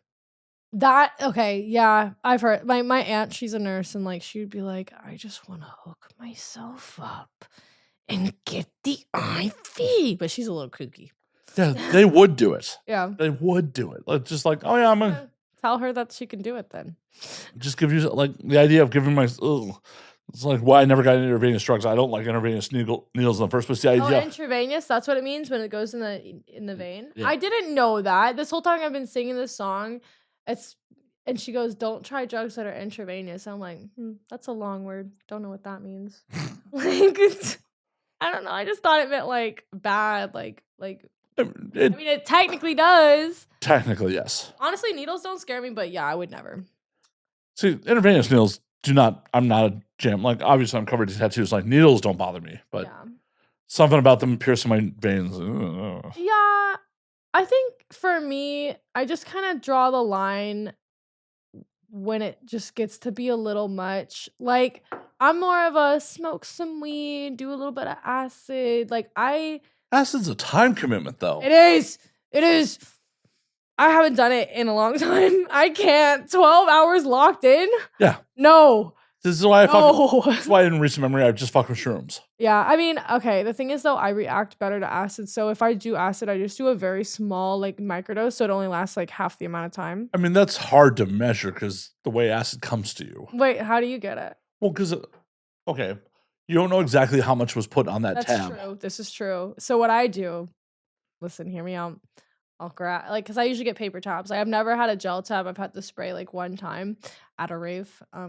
But see, I'm an old man. I've had fucking droppers on sugar cubes back in the day. Oh my god, you're crazy. I think I've heard of that before. Back in my day, you had it on a sugar cube. Yeah, my friend James dropped some droppers on a sugar cube, and we got fucked up. Your old man impression is good. It was the 90s. It was the fucking 90s. Holy shit. That's crazy. So that's how they used to do it though, huh? Well, the majority of the time I got it was paper tabs. Okay, right. And what I do with the paper tabs is I'll take the paper tabs, I'll hold it by my nail because I don't want to rub off the and I'll bite it. And I'll bite a little tiny corner piece, like the tiniest little corner piece. And I'll start with that and I'll put it back on a little tinfoil. Do my thing. And I tell you, 9 times out of 10, that little tiny little corner piece, perfect microdose. Perfect. Yeah, but that's wildly inaccurate because you don't know how the liquid distributed into the paper. No idea. But for some reason, in my personal experience, also, I mean, obviously, it's going to affect me a lot harder than it would you probably. What? Don't say that. I'm petite. Don't say that. I can say this about anybody. Don't say this. Don't be like that. Can't want to show it, just call me fat. No. I brought you pie, fatty. You asked for pie. So what? Hey, I'm just listening to the boss. I'm just staring into the assumption. Like, would you like something sweet for me to make up for this? Well, the reason you just made an assumption that my fat ass. No, okay, I love sweet treats. So wait, you don't eat refined sugar. Okay, I eat date sugar, coconut sugar, dark chocolate, hibiscus, agave. There's ways to sweeten things without sugar. Made no offer of any of those things. I didn't know you would like that. I just also, okay, when your taste buds are used to something and you try to pivot to something, it doesn't like when I first started eating that sweet stuff, it took me a while for my taste buds to like not have like, that stuff for it to taste good. What? Did you want it? I'll bring you healthy stuff next time. I will. Too late now. I got my key lime pie. Exactly. And I know you're going to enjoy that way more than some dumbass thing that you don't even eat. Like, I'll eat it. Don't. You're experimental when it comes to food. Some people aren't. And that's the thing. A lot of people are like very like, I like what I like. And that's that. So I'm worried about like in the States, I'm pretty set in my ways. You get me abroad and I will eat what the fuck ever. Really? Yeah. I ate horse in Japan. Why? Because it was there. Okay. Was it horse sashimi? Like raw fucking horse. Was it good? It was a little greasy, but it was decent. Decent? Yeah. Kind of sounds yummy. That's a lot of meat. It wasn't that big. I mean, it's like back to the phone. You have a picture of the horse sashimi? Of course I do. The horse sashimi? Of course. Like, I'm eating fucking horse. Why would I not like take a picture of it? I want to see the horse sashimi.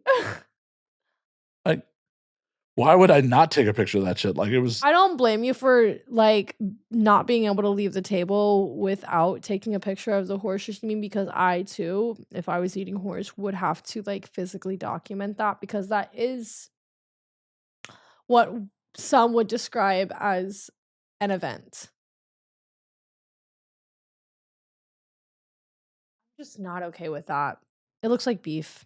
Not okay with it. It was tasty. Was it? Yeah. What was that yellow stuff on it?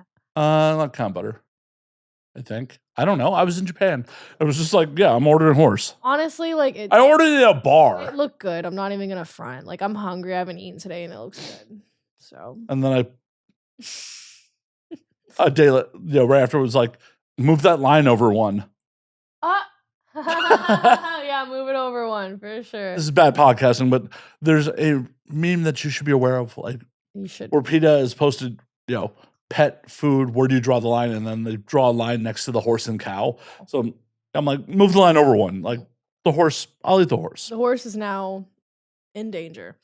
But it's one of those things. Like, I'm a thought process, especially traveling abroad. Like, it wouldn't be on the menu if it didn't sell. No one's gonna keep inventory. That's true. You're very right. You're right. No, okay, that's a good point. But we're not abroad. We're in the big US. And some, like, honestly, food is just sometimes not that good. Like, it's very hit or miss sometimes, I feel like. Well, yeah. Like, going out to eat. Like, I'm kind of one of those people who's like, I like what I like, and that's that, All right, where's your number one restaurant spot? Where are you gonna go? You're gonna laugh. No. Don't laugh. I might. Please don't. I'll try not to. I can't promise it, though. Erewhon. Okay. Well, you've fully adapted to LA. I know. Okay, but the reason why, though, is because I also do no seed oils and stuff like that, and they have a hot bar that has, like, no seed oils at all. Okay. That was easy. I've never stepped foot in an Erewhon in my life. What? Not once. Oh my god. We gotta do a vlog when I take you to Erewhon for the first time. I understand Erewhon's like a dating spot these days. Like, is it? What? Yeah. What? I've had motherfuckers be like, the fucking grocery store. Yeah, no, like, apparently your generation tries to meet and hook up at Erewhon. That is actually the most lame thing I've ever heard in my life, bro. I'm not gonna lie. I'm a hater. I really am, and that's so lame. Well, I mean, I'm not Can judging. we hate on them together? No, judge them with me. Do it. Find it in your heart. Yep. Look for it. There it is. Yep. I judge people that go to Erewhon in the first place, so. No. No. They make more money in merch than they do with grocery sales. That's actually, I've never, ever in my life, I've never even bought a grocery bag from Erewhon. Right. Like, the paper ones, bitch. And then the smoothies, the hot bar, and the merch is their number one sellers. I think I've had a smoothie once, hated it. No, I don't like the smoothies. I go there strictly because, and that's the thing. That's the thing. Here's the thing. Before everyone knew about Erewhon, it was a place to go that was truly like, they have a standard. No, listen, let me hear it out. Hear me out. Hear me out. I'm hearing you out. No, you're not. You're smiling and you're laughing. You're not. Okay. Possibly. Listen. So before Erewhon became like this stupid mainstream thing, it was What? I'm pretty sure it was a stupid mainstream thing before you moved to LA. No, it was. Was it? Yeah. Wait, when though? I thought Erewhon was like kind of new. Like No. what? Wait. Erewhon's been around since like That- the 80s. Nuh-uh. They just now started opening locations up in like different places. Are you sure? Because I also know like Rainbow Acres. 96. 96? Okay, wait. When did they start opening like Oh, no, sorry. 66. I misread. What? Okay, wait. Where was their first location? And when did they start opening other locations? In Boston. Boston? See, we wouldn't know about that. But when did they open? 69 was the first LA location. LA location 69? Yeah. Okay. Believe it or not, before I was born. Before you. Believe it or not. Yeah, yes, I can believe it. 69 is a long fucking time ago, right? Yep. Okay, well, here's the thing. Back before it became a TikTok thing, I should say. And when I used to go to it, how I looked at it was, okay, this is a good place to go that there is an actual standard and they don't allow certain things to be sold here if they don't meet certain regulations. And this is like one of the only grocery stores. It's still not 100% clean. You still need to go sit and read through all the ingredients. But on average, like, you know, I could probably eat that stuff and it would be way cleaner than, I mean, even Whole Foods, which is like ironic because that's supposed to be their shtick, but Erewhon is kind of more actually like that. So I go there for groceries in the hot bar because like when I'm in a pinch, it's nice to be able to eat somewhere that definitely doesn't have seed oils and has like good clean ingredients and stuff like that. But it's still not the cleanest, and I try to cook at home the most. So Do you hunt your own meat? I hunt it, I gather it, and I go to the farmer's market, I gather it, I hunt it from my local butcher, and yeah, that is what I do. What's your favorite cut of beef? I mean, like, I do grass fed, but if you're asking like my favorite steak cut, like I love a filet mignon. I do. I really, really do. But I love a classic New York strip, and I can get behind a ribeye. But in that order, exactly. Filet mignon, New York strip, ribeye. I'm a big fan. So looking at their Wikipedia, by the way, it's really 2011 when they did the big expansion. Yeah, right. But that's still fucking 15 years ago. That was a minute ago. Yeah, for sure. But I moved to the West Coast when they fucking expanded. God damn it. That's crazy. Been here too long. Wait, where are you from? Chicago. Oh, okay. I don't know why I feel like I knew that or something. Like, or you just give Chicago vibes or some shit. What? A fat drunk dude? So Chicago. Like, fat drunk dude that likes beef? Oh my God, I'm on brand. I'm on fucking brand. So stereotype. That's funny. I escaped, but I brought the stereotype with me. Good, and as you should, bring that culture. LA is a melting pot. It is. But okay, 2011. But I feel like the TikTok thing is what really made it. Like, oh no. Well, influencers be like, oh my God, my Erewhon. Yeah, I don't like that. I'm only there for the genuine healthy eating. The thing is, half the shit those people go there and get, they're not even on that type of diet, and they don't even care to try to get it on that diet. So it's like kind of like it pisses me off personally because I go to Erewhon a lot, so I'm trying to get through the crowds. I'm trying to get this. I'm waiting in line, and I'm like sitting here watching these people film TikToks, take pictures of the sign. I'm like, bro, I just want to get my fucking groceries and go. And you're acting like this is like a fucking tourist attraction right now. It is. It is a fucking tourist attraction. I wish it wasn't, bro. It's my actual grocery store. Like, other than like, I love Rainbow Acres. It's so good. You've never heard of it? No, because it's like very like it's pretty healthy too. I just like the no seed oil, no like preservative, like no refined sugar. Like when grocery store and Gelson's is no Ralph's has raw cheese. Did you know that? It depends on the Ralph's, but dude, there's Lazy Acres. Lazy Acres? Yeah. Oh, you have one here too? Yeah, it's over on Western. They have the best key lime pie. Really? Yeah. Okay, Lazy Acres. Okay, so there's a Rainbow Acres and a Lazy Acres. I'm not aware. I've heard of Lazy Acres too, though. Yeah, Lazy Acres. Oh, Bristol Farms is good too. Yeah, Bristol Farms. Like, what? Like, we're such douchebag LA people. Look at all our organic stores. We are. It's all naturally sourced. No seed oil. We're better than you flyover states. We're just better than you. But we are. Well, yeah, duh. I hate to say it, but we are though. There's a reason we pay the price we pay. That's true. And the thing, and also, I feel like the thing that people don't take into account is that it evens out in some ways. Cause like back when I used to live in Florida, I had to pay for things like a medical card. I had to pay for things like way higher power bill. Prescriptions, when you go pick up prescriptions from CVS or whatever, wherever, way more expensive. Insurance, health insurance is way more expensive. Like all that type of little stuff, like that adds the fuck up besides gas. Yeah, that's why I drive a Tesla. Yeah. Well, smart motherfucker. But my tank's pretty, it's pretty efficient. But much mine. Mine costs $20 to fully fill. You're so cool. I wanted a Tesla for a while, but I'm scared. Of what? Dude, like the computer system is like so much. Like I don't think I could learn it all. Like it feels like getting a phone. You know how to operate your phone. You're a fucking Gen Z. Like, how do you not know how to operate a phone? I'm not that good at it. And there's like new updates all the time. And I'm like, oh my God, I have to keep up with this. I hate this. Like, I'm Gen Z, but I'm not that good at it. Like I'm closer to millennial than I am Gen Alpha. I am. I'm a fucking millennial. Well, I'm closer to you than I am then. I mean, I'm the oldest of elder millennials, but I'm a millennial. Well, I'm closer to you than I am those little crazy little booger rats. I'm in a weird spot where like I missed Gen X by like 2 months. Really? Yeah. That's crazy. Like, so Gen X ends in 80. I was born in February of 81. Okay. So it's like you're like both it. Oh no, I much more identify with Gen X than I do Okay. being a millennial. Okay, interesting.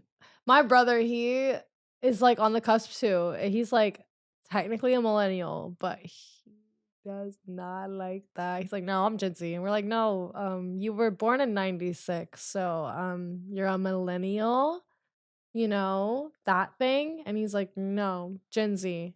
I'm Gen Z. I was on the cusp. I'm Gen Z. And we're like, oh God, I got drunk before your brother was born. That's so funny. Yeah, he is pretty lame. I love him though.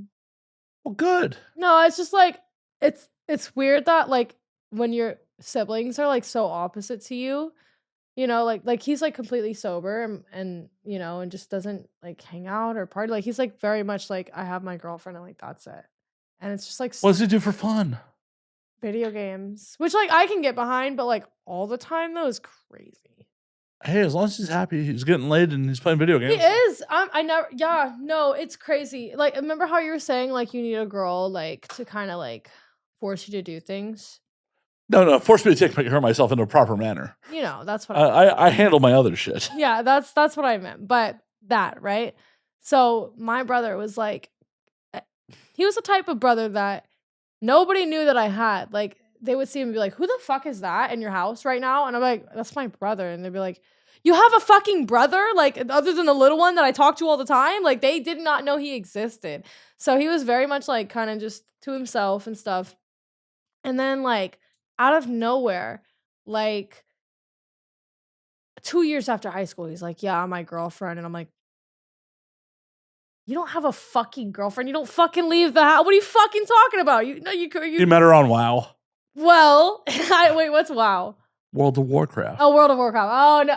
Actually, wait, what does he play? Not Siege. Actually, I think he does play World of Warcraft. Like, I think he actually did meet her. I'm not even kidding. Like, what is the one? Oh my God. Like, not Siege. I think it is World of Warcraft. Oh my God. I don't know. I think it really is. Like, I'm so serious. I think it's World of Warcraft. But yeah, like he played this video game all the time. And he said that like, oh, I met her like in this year. And at the time I was with somebody like, I was with my ex for like 6 years. And at the time he was like, yeah. From when you were like a child? Yeah. I was like with him from 14 to 20. Yeah. Mm-hmm. Horrible. Yeah. Yeah. Well, at least you got free. I know. No, well, actually, more he got free. I was definitely the authoritarian. You didn't blind him though. No, I didn't, and that's like my biggest mistake. I'm like, what the fuck was I thinking? Can we DM slide him to see if you like sucker him into it? Yeah. I don't know. Maybe he's got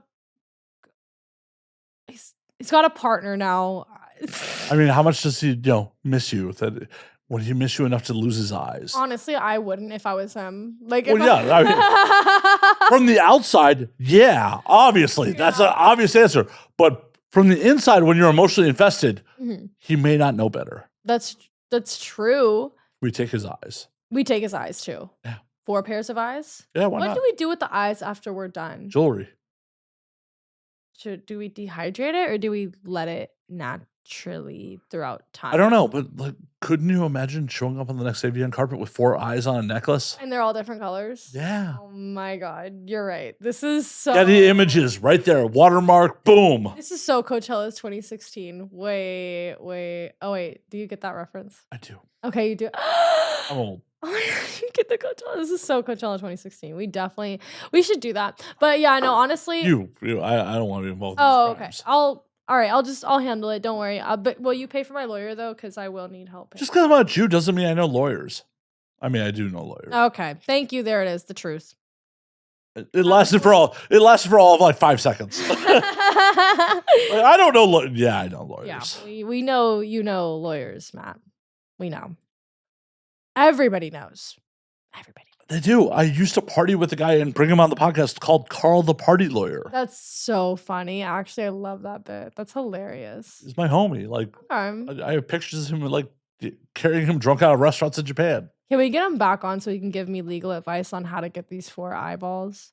I mean, I could call him right now. He might answer. You think?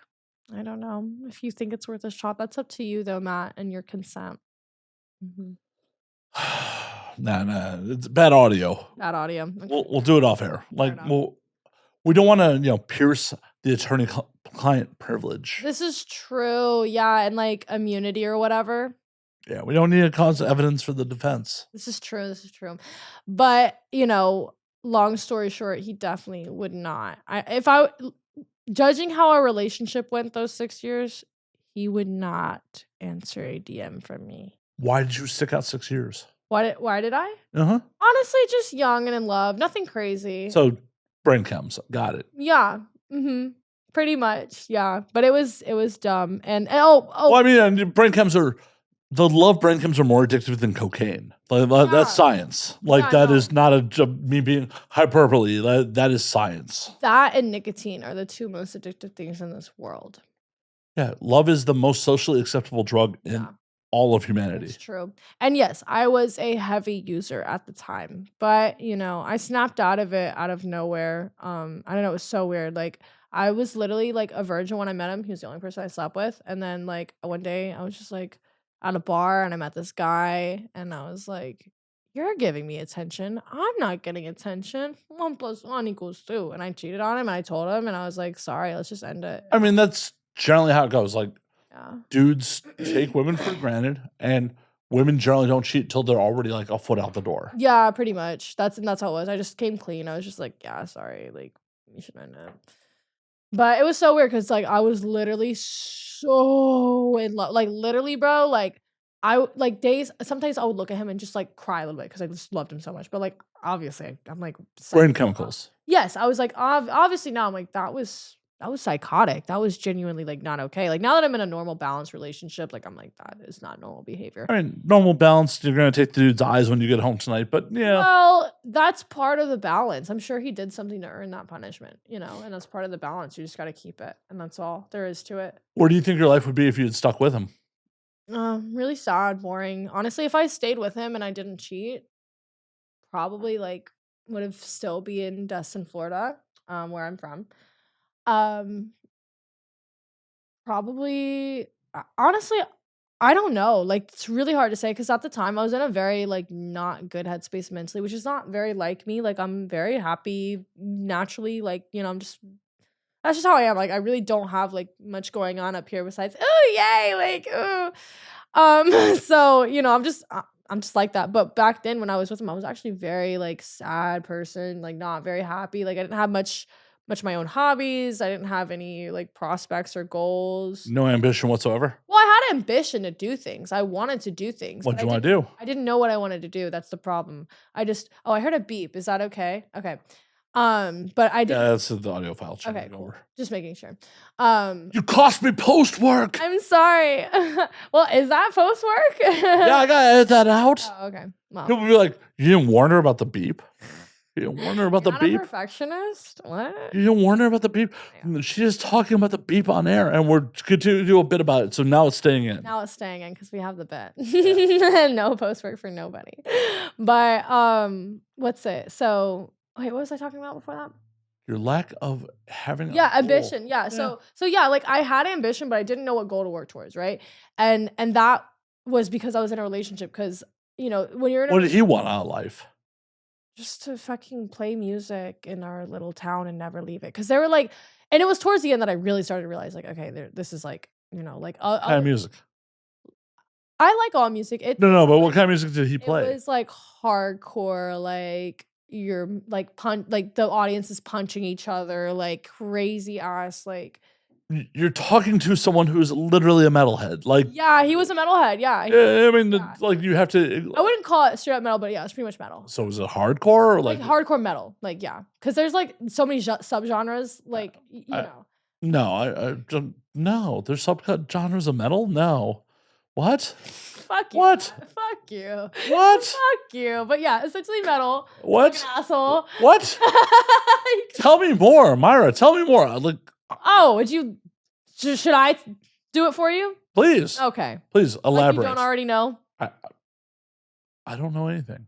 Okay. All right. You're fucking. Please elaborate. You're fucking done, Matt. Okay. I'm done. Well, thank you for tuning in to this week's episode. Great. I was like, you're definitely not coming on my podcast now. You are. I love you. When it airs in 2029. You're definitely coming on. I'll be dead by then, so I won't. That's true. And I forgot about that. So we better really revive the podcast quick. Right. I'm going to be dead in like 5 to 10 minutes. So shit. Let me call Chris because I think he can get over here. That I don't know. We can run it real quick. He's got his equipment. We have equipment right here. We don't need Chris's equipment. No, it's got to be Poddy Break format. Like we have to swap out the cameras and the mics. Change the audio quality real quick. Yeah, we do. Yeah, it's got to be a little bit different. I understand. Yeah. A little bit of different room tone. Yeah. Yeah, we can get a good room tone. We can go back to my old apartment and get room tone from there. Just break in. Mm-hmm. Fuck whoever the current residents are. I'll tie them up. It's fine.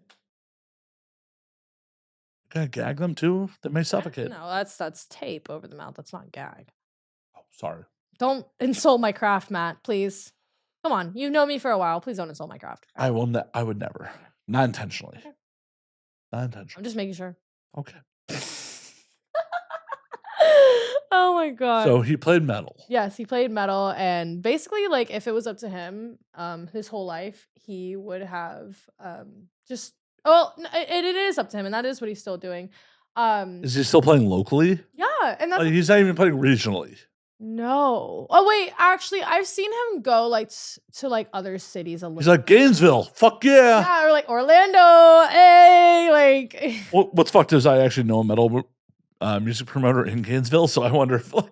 You might like genuinely like because it like if you're in the metal scene, like it's a small scene, so you may be, but. Especially like fucking Central and Southern Florida. Yeah, it's a small scene. So this is a conversation I had with him. So after it was all, found out that I cheated on him, this and that, we were still like very friendly with each other because we. Did he forgive you immediately? He wasn't mad at me. Like he wasn't mad at me, which kind of like was a big sign that like, okay, obviously like it should have happened because if you're not fucking throwing shit, like a man is gonna be throwing shit. Like no, a man's just gonna walk away. Nah, not the kind of man. No, the kind of man that I would want a man who's freaking the fuck out. That no. See, like you're bitch made if you're getting that emotional about it. Like I guess, but I mean, no, super emotional. But like, I want there to be a reaction. I don't want. No, the reaction would be like, "Hey, we're done. Yeah, have a good life. Well, fuck you, we're done." And that's fair. Even that would have been better than like, it's okay. Like no, that is bitch made. That is no self respect. Like it's one of those things. Like in no world should you tolerate that shit. And to throw a big hissy fucking fit, that's childish. I agree. Like no, you'd be like, yo, I'm not cool with this. We're fucking done. Have a good life. Yeah. deuces. No throwing shit and fucking throwing a hissy fit like you're a goddamn child. I misspoke and I exaggerated. Basically, what? Oh no, not on this show. No, Myra. How dare I? But what I'm never airing this now. I know we'll never hear the end of it. But the thing is, what I meant to say was, I want you to have, if I'm cheating on you, I would expect some type of emotional reaction, not absolutely nothing and apologetic and like almost very like, my bad, I caused this. Yeah. And like, that's just not the kind of person I was ever going to end up with. That's not the kind of person I want to be with. No, just a person you spend an eighth of your life with. Yes. And especially that's bad math. At that point, I was only 20 years old and I spent 6 years with him. So that was a huge chunk of my. So over a third of your life. Literally with this person. So that you did in one act does not respect anymore. Yeah. Like if you don't respect your partner. Yeah. And that was the thing. We both kind of lost respect for each other at the end before I cheated on him. But yeah, so the moral of the story, why did you lose respect for you? Probably just because of fighting. Like, I mean, we were young, we fought like pretty explosively and stuff like that. And like, I'm sure there's things that we both said and like I said and like he said and like, I'm sure somewhere. What'd you say to him? I mean, I feel like pretty normal stuff. I'm not ashamed. Well, I mean, no. I'm ashamed, but I'm not going to hide it. You know what I'm saying? I feel like that's how you grow, is acknowledging and stuff like that. But I mean, I just be like, fuck you. Like, oh, you fucking pissed me off. How do you fucking keep doing the same shit I fucking told you not to do over and over? Like, what the fuck? There's something fucking wrong with you in the head. Like, if you keep making the same fucking mistake over and over, shit like that. Like, what sort of mistakes? Like, okay, for example, like, oh my God, I remember this like it was fucking yesterday. One of the biggest pet peeves I had with him was that I would be like, you know what, babe? If you're going to wash the dishes, don't wash them if you're not going to wash them all the way. Don't do it. Because he would leave schmucks, like food, cake, like that you could take with your nail and scrape it off. He'd leave schmucks on the dishes.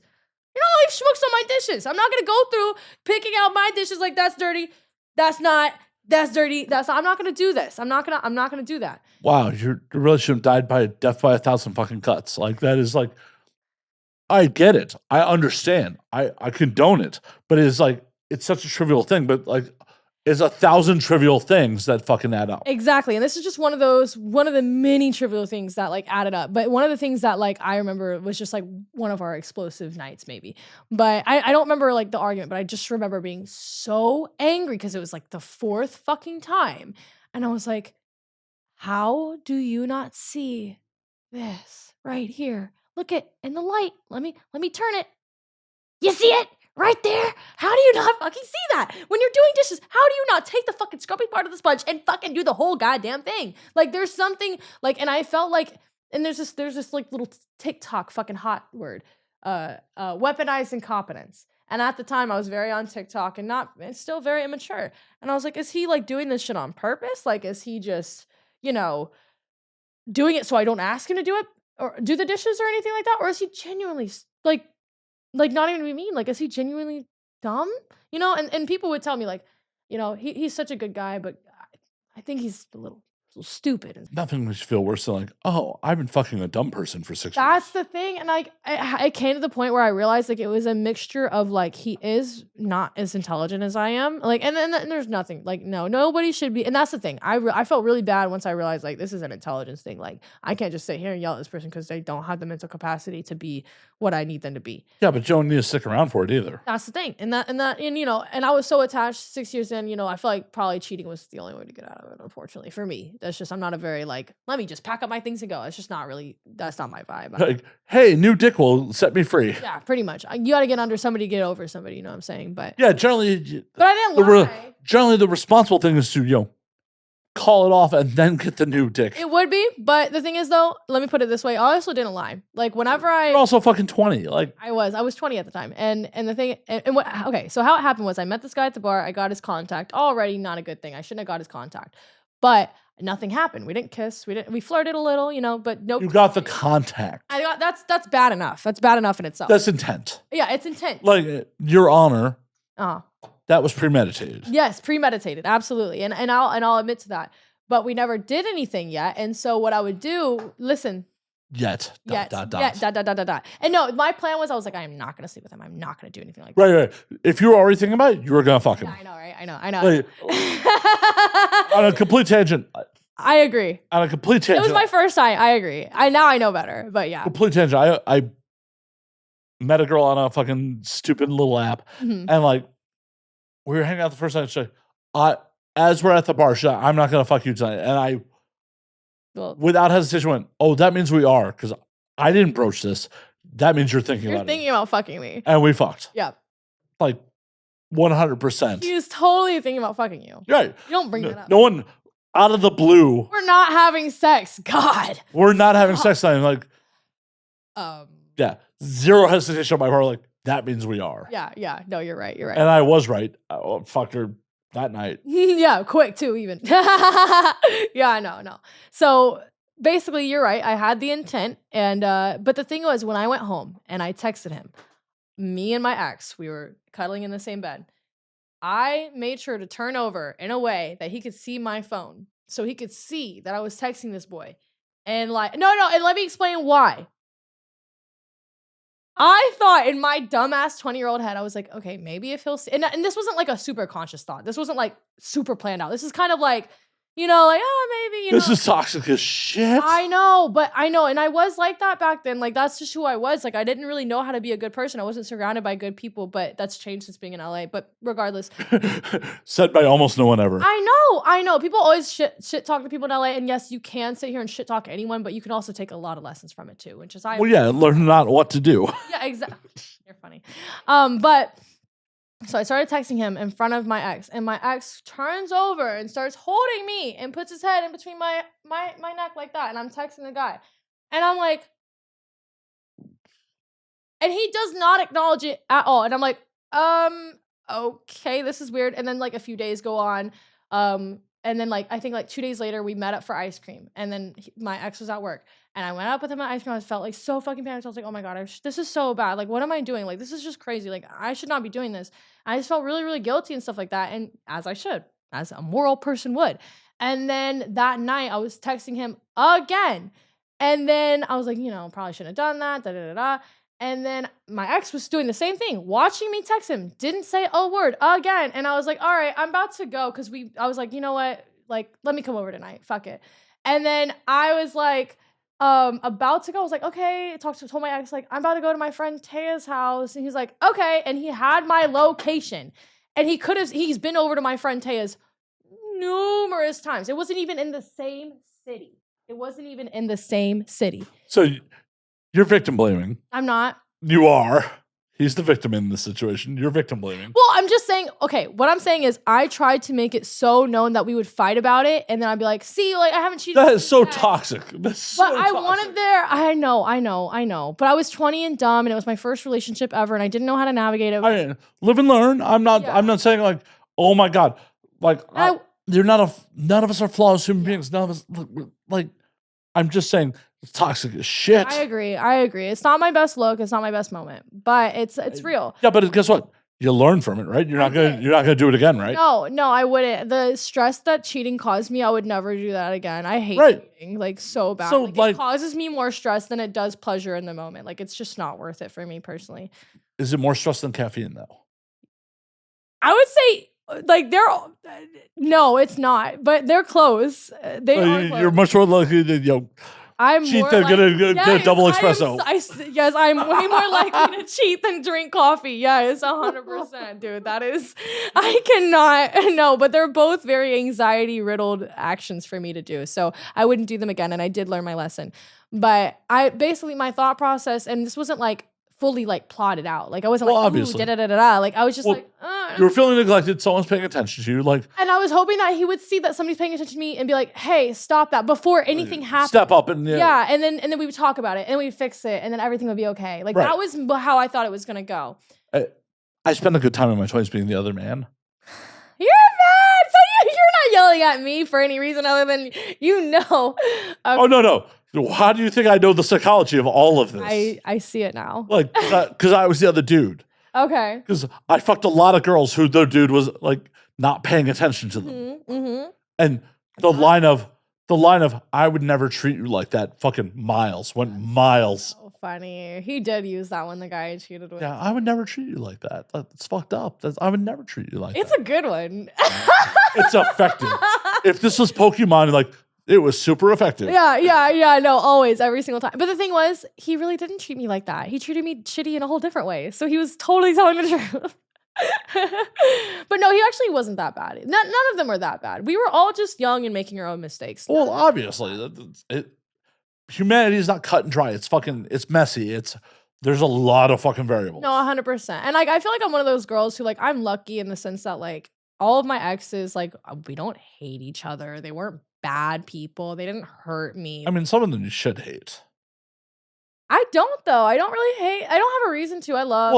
Well, I don't love. Let me rephrase that. Like, it's definitely fine to be not cool with your exes. Yeah. Having them have real estate in your brain still, not good. Not good. Yeah. Like, to say I hate them is like, no, then they still have real estate in your fucking brain. Yeah. But this should be in the fucking past, and you should walk the fuck away. Yeah, 100%.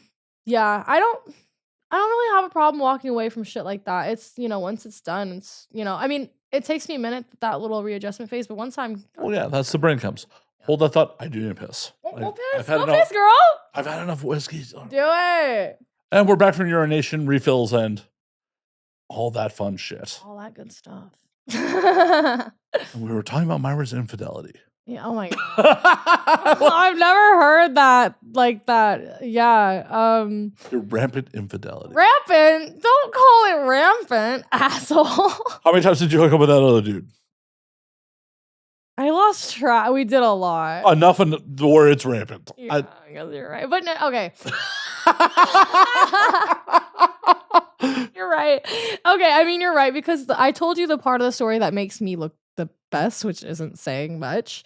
And so here's the other part of the story. So obviously he never acknowledged that I was cheating on him. And it got to the point where like I had to just be like, bro, I'm leaving at 11 p.m. to 3 a.m. for a reason, right? Bro, I'm having someone else's child. Literally. So, I think it was like 2 or 3 weeks into having the affair. And it was an affair. Like, literally, like, I was living with this guy for 2 years. We had cats together. We had rent together. We had our bank statement, all that tied up. Oh, my God. You had, like, a mutual account? Yeah. Like, oh, God. Everything. Like, we were very much locked in. So we thought we were going to be together forever. Yeah, that is the normal 20. The amount of friends. We could have, honestly. But in the land of poor life choices, you could have. No, exactly. I have multiple friends, like, in their 20s who got, like, mutual bank accounts and, like, joint bank accounts and shit with, like, girls that were dating in their 20s. Like, it was toxic as fuck. In retrospect, it's like, oh, yeah, dude, you're going to be with them together.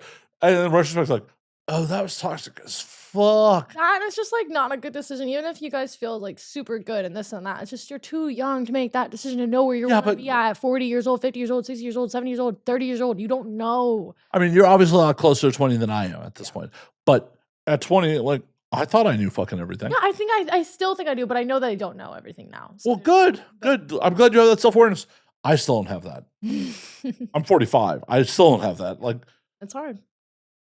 Well, I'm a not so smart person, so. Oh, man, I know you don't know everything. Stop telling my audience things.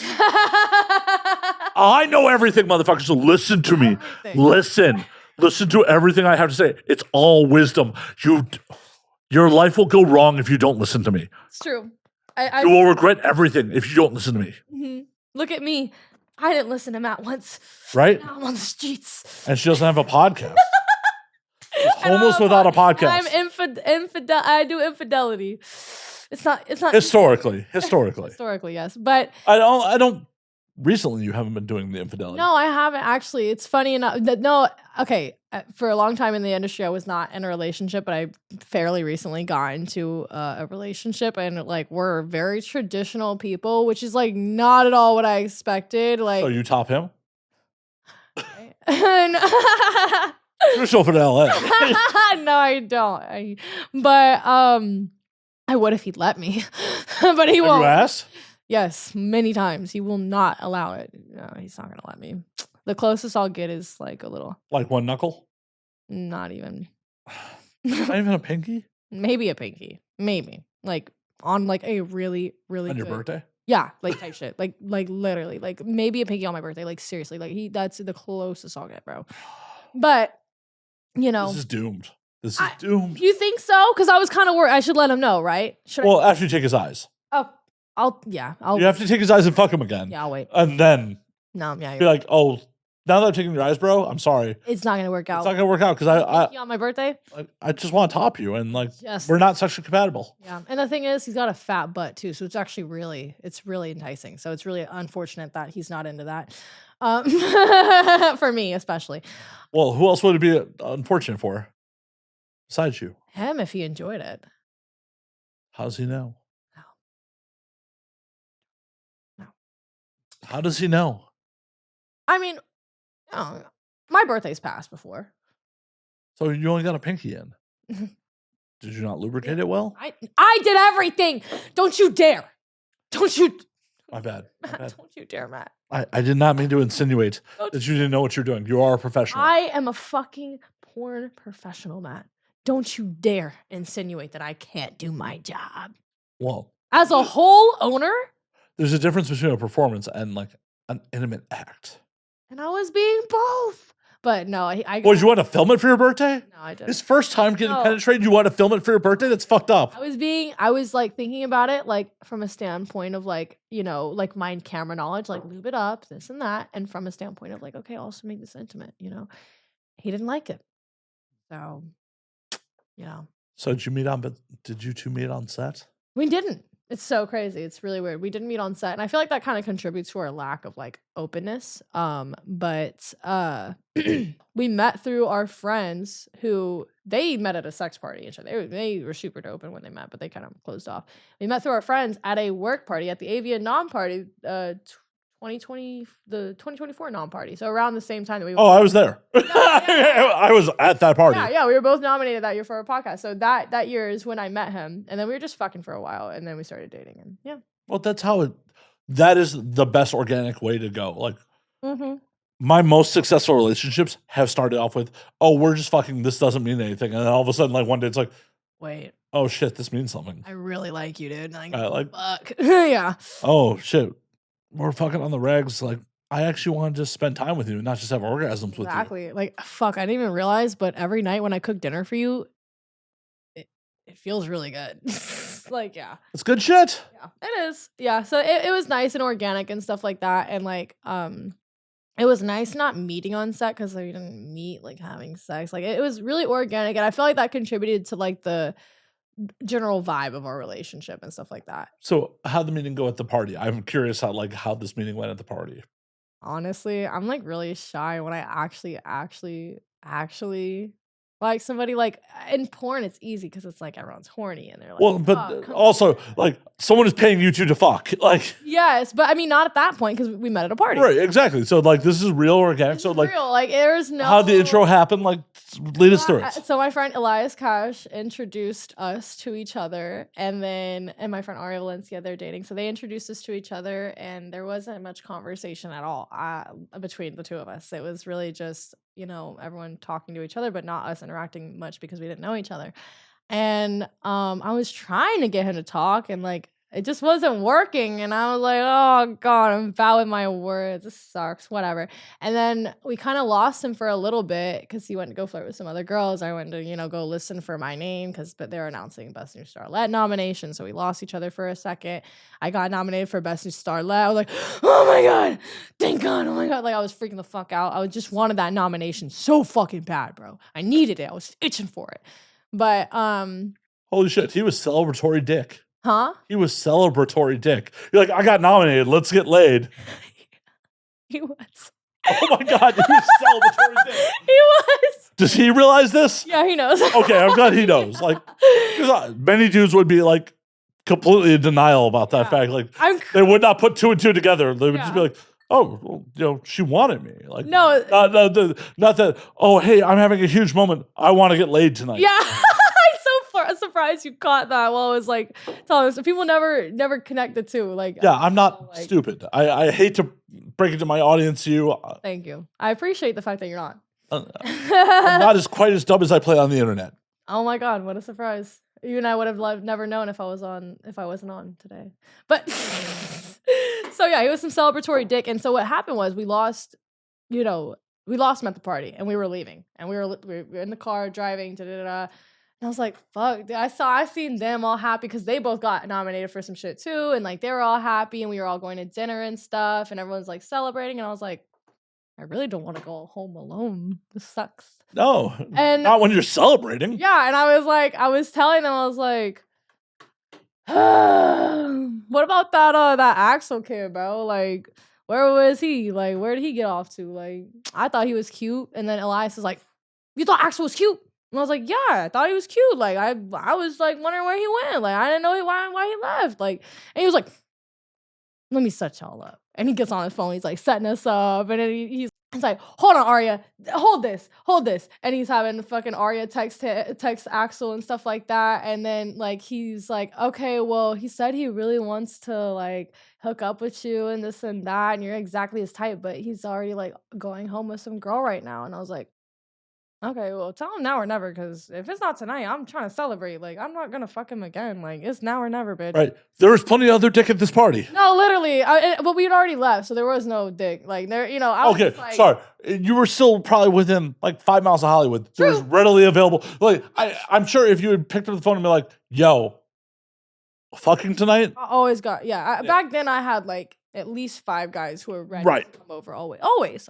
Right. And eligible bachelorettes. 2 or 3 really dependable ones who I could really count on to show up, even at like 3 a.m. like type shit. Even if they're because we're dudes, we're dumb, we're horny. Like exactly, and I love that. Like the beauty of being an older dude, where it's just like, oh, actually, I'm a liar. Like last time I got booty called at like 2 o'clock in the morning, I showed up. Good. You should. We need that. Like we're fiending. Like. The world can't go around without guys who are ready to show up at 3 a.m. But oh no, it was such a shit show because like I literally liked some fucking performer's horny tweet. Like, you know, we're mutual, we know each other, but like she posted some horny tweet. I just like hit the heart on Twitter, like it wasn't, and then she DM slid me. I'm like, and she's just like, no one's returning. I'm like, I'll roll through. She's like, all right, cool. Here's my address. I'm like, done. Period. Like on my way. Like. Had to shave my balls real quick and like shave my balls. Well, I had to get myself to ready. It would be really wrong to roll up like, yo, you're inviting me over at 2 a.m. for a drunk hookup and like hairy balls. Yeah. Like, it wouldn't be cool. No, I agree. No, you're a gentleman. Occasionally. Occasionally at 2 a.m. when you get a booty call. Yeah. 100%. Yeah. And so I had all these, guys on rotation that I could have picked, but I was like, oh, let him know, like, or at this point when he said he was already going home with somebody, I was like, okay, whatever. And I was like, all right, well, just tell him, like, it's either now or never. Like, if he's not down tonight, I'm not finna fuck him another night. I'm just trying to celebrate. Right. No one puts Myra Moans on the back burner. No, for real. And then, so what happened was AVN's Best New Starlet nominee. You don't put her on the back burner. No, what the fuck's wrong with you? No, you don't. You choose the reality you live in, and I choose to not live in a reality like that. So, no, self-respect. Like, don't be put on the back burner. 100%. So what? I'm not an option. No, I'm not. I'm like the only option if there even is one. No, there is no option. Like, it's a yes or no. It's not like A, B, C, D. It's not a multiple choice test. Mm-hmm. Yes or no. Mm-hmm. So what happened was, he texted him that, and he was like, "That's all. Like, are you sure you want to say that?" I was like, "Yes. Like, I'm not gonna fuck him if he's gonna fucking this and no. Like, I'm good. I don't even know him like that. Like, I got plenty of other hoes that I like to fuck on him. Like, if he wants to get into my rotation, this is his chance." And so, what happened was he told him that, and then Axel texted back, "On the way. What's her address?" Literally instantly, like I don't know who you had with her, but he dumped that girl real quick, and he found his way over to my house, and then we hooked up, and the rest is history. Hell yeah! And now he's losing his eyes. Yes, tonight. So excited, aren't you, babe? Doesn't even know it's coming. He has no idea what's coming. Choices he made 2 years ago. A year and a half. Almost 2 years. Almost 2. But yeah, it's crazy how time's flying. Like, we literally blinked and we're like, holy shit, we've been dating for like over a year. This is crazy. Oh no, it gets worse when you're older. I know. You don't know. You're not there yet. Well, but from when because remember, I was in a long-term relationship back when I was really young. So back then, a year had passed and be like, okay, yeah, that was definitely a year. Now a year passes, like, what the fuck was that? I still think it's 2020. Like, the fact that COVID was 6 years ago, it's like 6? Yeah. Are you sure? Yes. It is March of 2026 at time of recording. I was supposed to go to a Burt Kreischer Kegs and Egg show for fucking St. Patrick's Day, and they got canceled because of COVID. Honestly, at this point, yeah, 6 kind of tracks. Like, thinking about where I was when COVID, like, started the end of everything, like, yeah, that 6 years kinda tracks. LA shut down right around St. Patrick's Day, fucking 2020. Wow, that's crazy. Florida shut down around the same time too, but only for 2 weeks. So Yeah, like for an hour and a half. yeah, really, it wasn't that long. It was about a half hour. Nothing too crazy, but I think it helped.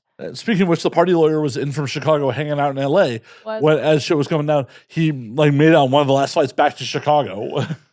We went and hit Harold's because LA proper shut down all the restaurants on Sunday. His flight was on Monday. We had to go to the Harold's and the Roscoe's Chicken and Waffles in fucking Inglewood because Inglewood's in another city and it hadn't shut down. So we got chicken and waffles, but we were like one of 3 people in the fucking restaurant. Got to LAX and he got out. That's like the next day it was like shut down. That's crazy. As he should though. Like he got lucky, dude. I would not want to be in LA during like the whole. What, and stuck with me?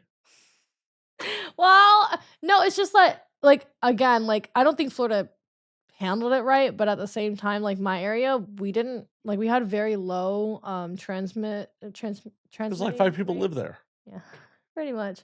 So like it was nice not being locked down. Like yeah, but no place handled it right because as much as LA was locked down, people were still throwing multiple 100 people parties in the hills. True, which is worse though. Like yeah, no, it's like it's locked down. And also like you go to the grocery store and motherfuckers have been like mask on their chin or fucking It's like it's all performative. It wasn't effective in any way. Fucking it was all fucked. It was all fucked. Yeah, I mean, I feel like the way Florida did it was pretty because they didn't let people come into the stores without masks. Like, so that during all that, nobody's partying. Like, since we weren't locked down, nobody was like itching for a fix and trying to throw parties, being crazy. Like, people genuinely were socially distancing and staying at home in Florida. Yeah, LA not so much. Yeah, that's actually so crazy because and like you said, very performative because like Florida is like.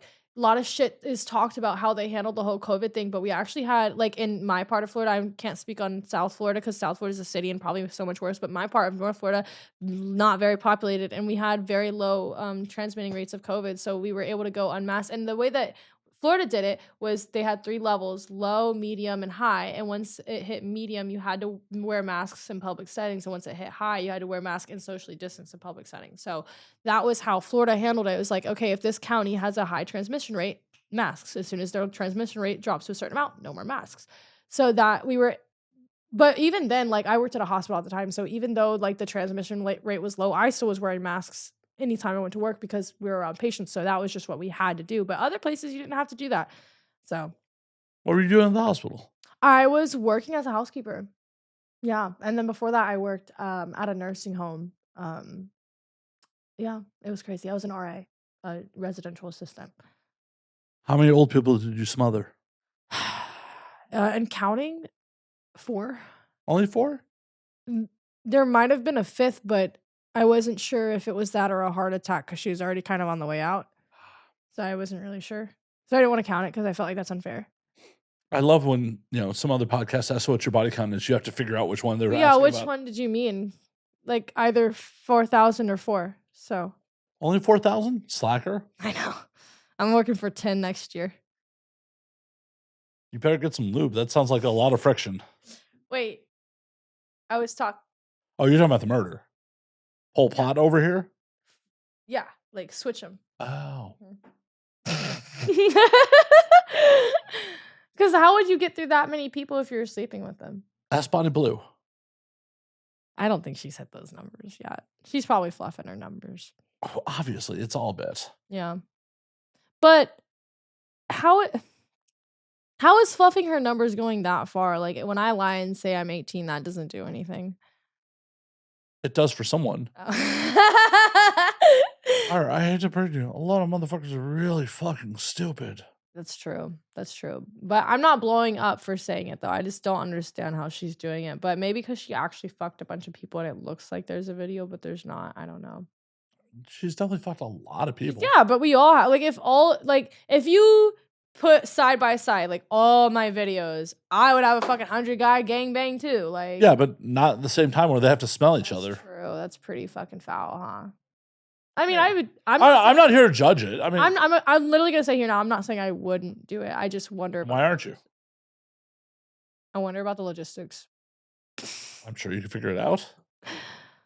I mean, like with what you're saying, like smells and like okay, truthfully, honestly, Just bro. put some, fucking, vapor rub under your nose like it's a corpse. I know, right? Truthfully, honestly, though, I feel like that would get you so sick. Like all those people, all that germs, like that would get you sick. It would have to. Possibly. Like a cold strep, like I will do like a regular scene with somebody that I've worked with tons of times, and I'll get like, a little strep or something like that. Well, yeah, you're just interacting with humanity. You're introducing new things into your biome. Yeah, exactly. So if you're gonna do that with like 100 people, like I know she was sick after that. I just know it. Yeah, but I'm sure she feels You the must juice. have had strep. The juice is worth the squeeze. How much money did she make off that? True. How much publicity did she make off that? Hopefully she knows to take cat's claw if she gets strep. Not doctor. It's an herb. I assumed. I didn't think you were actually like, taking fucking cat's fucking nails off and like, num, num, num, num, num, num, num. It'd be worth a shot. Whatever you say, Dr. Moans. Okay, but no, seriously though, if you ever get strep, you should try that because it actually really does work. Been a hot minute since I got strep, so Yeah, I well, just took antibiotics like a. I'm just like kind of worried though. I don't think our plan covers it. Oh, it definitely does. Cat's claw herb. No, antibiotics. Antibiotics. That's fair. She's definitely more infamous than a lot of performers in the industry because of the moves she's made. Who? Bonnie. Bonnie? Yeah. She definitely. I mean, yeah, I suppose. But didn't like Lily Phillips do the same thing as her and like Yeah, but Bonnie upped it and like got pregnant by one of these dudes. did she actually, or wasn't that a hoax? I mean, who knows if it's a bit. I'm not in her I feel like everything she does is a bit, pretty much. And well, yeah. I respect it though. Like I feel like people like really, I don't know, they give so much attention and they like get so mad or like they have such strong reactions to these people who like are literally pining for that. I'm like, why do you care? Like whatever. Because so many people have so little going on in their own fucking lives. Yeah, they get caught up in the lives of other fucking people. It's the same reason that people get emotionally involved in what's going on with your fucking life. Like, these are strangers. That's fair, honestly. Yeah, I can, but that's somebody who definitely doesn't give a fuck about you. You know what I mean? Like I feel None like of these people give a fuck about you. I give a fuck about my fans, but I wouldn't like. I mean, I'm not saying you don't. There's a difference between like caring about your fan base and caring about your fans at an individual level. Like, Yeah. if a member of your fan base had fucking stage 4 cancer, are you gonna go fucking make a wish them? All of them? That would take a while. Right, depending That would on. be some Bonnie Blue shit. I did not mean fuck them. I just meant show up to the hospital. Oh. Myra, get your thoughts out of the gutter. You don't have to fuck everyone. It's my job. We are not fucking. Just to let you know. just in case you're confused. Just in case you're confused. We're gonna drink together. I'm gonna eat some pie, and you're gonna go home. Sure. Yes. Positive. Okay. All right. It's all right. If there's one thing I can do is take direction. Fine. Good. Enjoy your pie. You do have to let me know how it is because I ordered it and I don't really know like if that's Oh no, you're gonna get custom me topless eating it. I would. Can you spill some like? Oh yeah, I'm not gonna eat it clean. Like rub it and squeeze a little. maybe. Come on, don't Cutting my chest hair. Don't skip me. Come on. I want to see some like action. Like yeah. Yeah, just a little whipped cream stuck in my chest hair. And then can you take this banana right here, put it between? How big do you think my tits are? God damn. Ouch. Mine aren't that big and I can still do it. I have nothing to work with. If I can do it, I think a lot of people could do it. You can squeeze anything. Look. I could do it right here. Those aren't tits. But you could do it right here. You want the elbow fucking grease? Yes, look. You can do it like that. Don't. Okay. don't- Is this what turns you on, Myra? Oh, look how not squeezing it. No, you're not even doing it with your heart. Oh fuck! See, look at that. Look at that grip. Grip. Yeah, like- Oh fuck! Feel the banana now. It's kind of flat. Oh my God. Tight little fucking hole right there. Look at that. That's not a hole. That's a crevice at best. It's a crevice at best. Crevice hole. What's the difference? If your brain is there, it's there. That's a hole. Have you? Come on. Okay, look me dead in the face, Matt. Yeah. Tell me honestly, you've never put your dick in any type of humanly crevice. Be honest. Like. Oh no, I definitely have. Okay then. I've tit fucked a I motherfucker. am literally. I was gonna say like I've literally had my thighs fucked before. Like, come on, bro. Oh no, I have definitely done some tit fucking. Like, because unfortunately, 90s pornography told me that would be a good time, and then I did it. I'm like, why am I Was doing it really not that fun? I mean, it was like hot in the moment, but Yeah. it was just like, Well, not that stimulating though. Right? yeah, it's like your mouth's right here. Yeah. Put it. Your mouth, your hand, your pussy are all like Yeah. readily available. It's like I'm just doing this to like almost to show dominance. Okay. Okay. So it just wasn't even worth it. Wasn't even worth the time. It's for the best. Yeah. Yeah. I mean, it's good to say that you tried it. you know? Yeah, And hey, who doesn't love doing things for the dominance? I've definitely had some anal with some people for the dominance. I've done a few things just for dominance. I like to sometimes like I don't fully want something to happen my way, but I want to know that if I wanted it to happen my way, that it would. So I test people. Elaborate on this. Like, for example, if I'm like, today I really want to go to the farmer's market and then eat. But my partner's like, no, I want to do like something completely different. I want to test him to make sure that he is going to do the thing that I want. But I'll still let the thing, like if he wants to do his thing, he will. But not before knowing that if I wanted to do my thing, it could happen. Seems a little toxic. I know. I'm working on it. I never claim to be perfect. I'm aware. Stage 1, acknowledgement. Stage 2, working on it. I mean, it depends on how much you're working on it. Passively, actively. He's still here. You're not cheating. That's true. He's still around, which, hey. He's still around. He committed. Yeah. You're not cheating. So, That's like, true.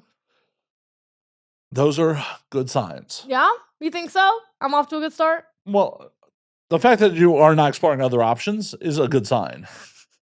Wouldn't that be so bad? I'm just living with somebody and like, what about this person? You would not be the first or last person Really? to do that shit. That's so bad, though. I don't understand why you would even want to waste somebody's time. I mean, okay, Okay, well, because I'm sure in those situations, they moved in on the best intentions, Yeah. and then shit went sideways. And much like your previous relationship, they weren't getting the attention they desired. They weren't getting the relationship they desired. And then someone, came around like, I would never treat you like that. That's true. Like you. I've done that at, shit, I'm trying to think when was the last time I was the other man. Ew, shit. Anywho, not as long as I would like to admit. Okay, that's what I thought. I've tried to be better about like being the other man. Like, Yeah. it's not like I have no moral qualms with it, because at the end of the day, I'm not violating anyone's trust. That's true. You're the one who made the commitment to someone else. Mhm. I mean, I can say proudly I've never been the other woman. Listen, I may have another man, but I've never been the other woman. Oh, I have been the other man a lot of times. Wow. But the way I justified that to myself was like, I didn't make a commitment. You're No, the but one. you didn't, though. You're the one who went outside of your relationship. Realistically, yes. Like I'm just getting mine. Yeah. But as where I'm at in life now, it's like I don't want. That's just not what I want. Yeah. I don't want to just be like, oh, hey, we're gonna get some sexual Yeah. Not to say that I don't just be like, okay, cool, I'm down. Yeah. But on a conscious level, I'm like, that's not what I'm trying to do. Yeah. On a, oh, I'm horny and drunk level, like, yep. For sure. You got me. You got us there. Yeah. Post nut clarity is like, moops. Yeah, maybe not should have done that. Yeah. Yeah. But I'm also not falling into the folly of my youth of like, I'm gonna bring you a new life and try to steal people away. Like, nah. Exactly.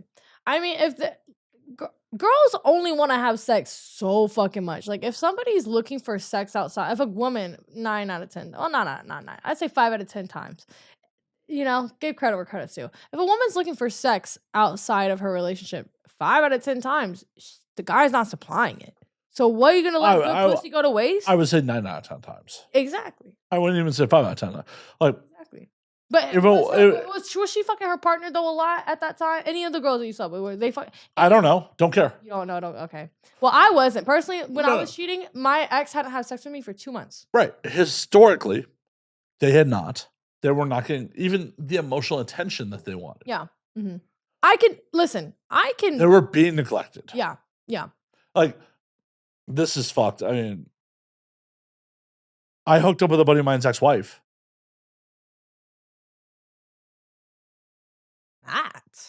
You dirty dog. I mean, she tried to fuck me while they were. Were they? Okay. She tried to fuck me while they're still together. You answered the question. Yes.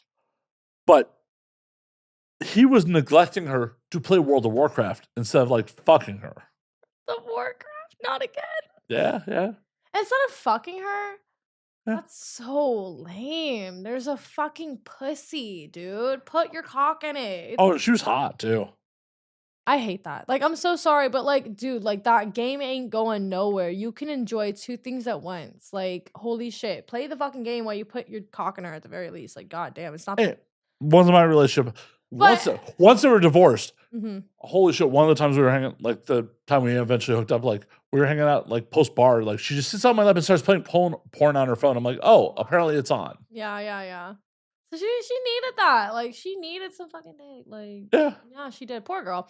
I feel bad for that. Like, and here's the thing.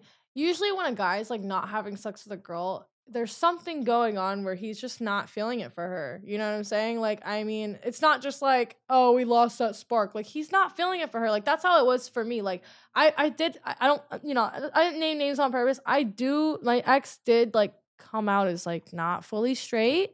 And I think that played a big factor as to why things happened the way they did. The reason why he was so like, oh, I'm sorry. Oh, and like the reason why things were okay after I cheated. Like the reason why, he was just not. It was a relief for him. It was. I really do think it was. And like, I'm glad it was relief, whatever the fuck, for him and me and everybody, bro. It was good. It was a good fucking thing.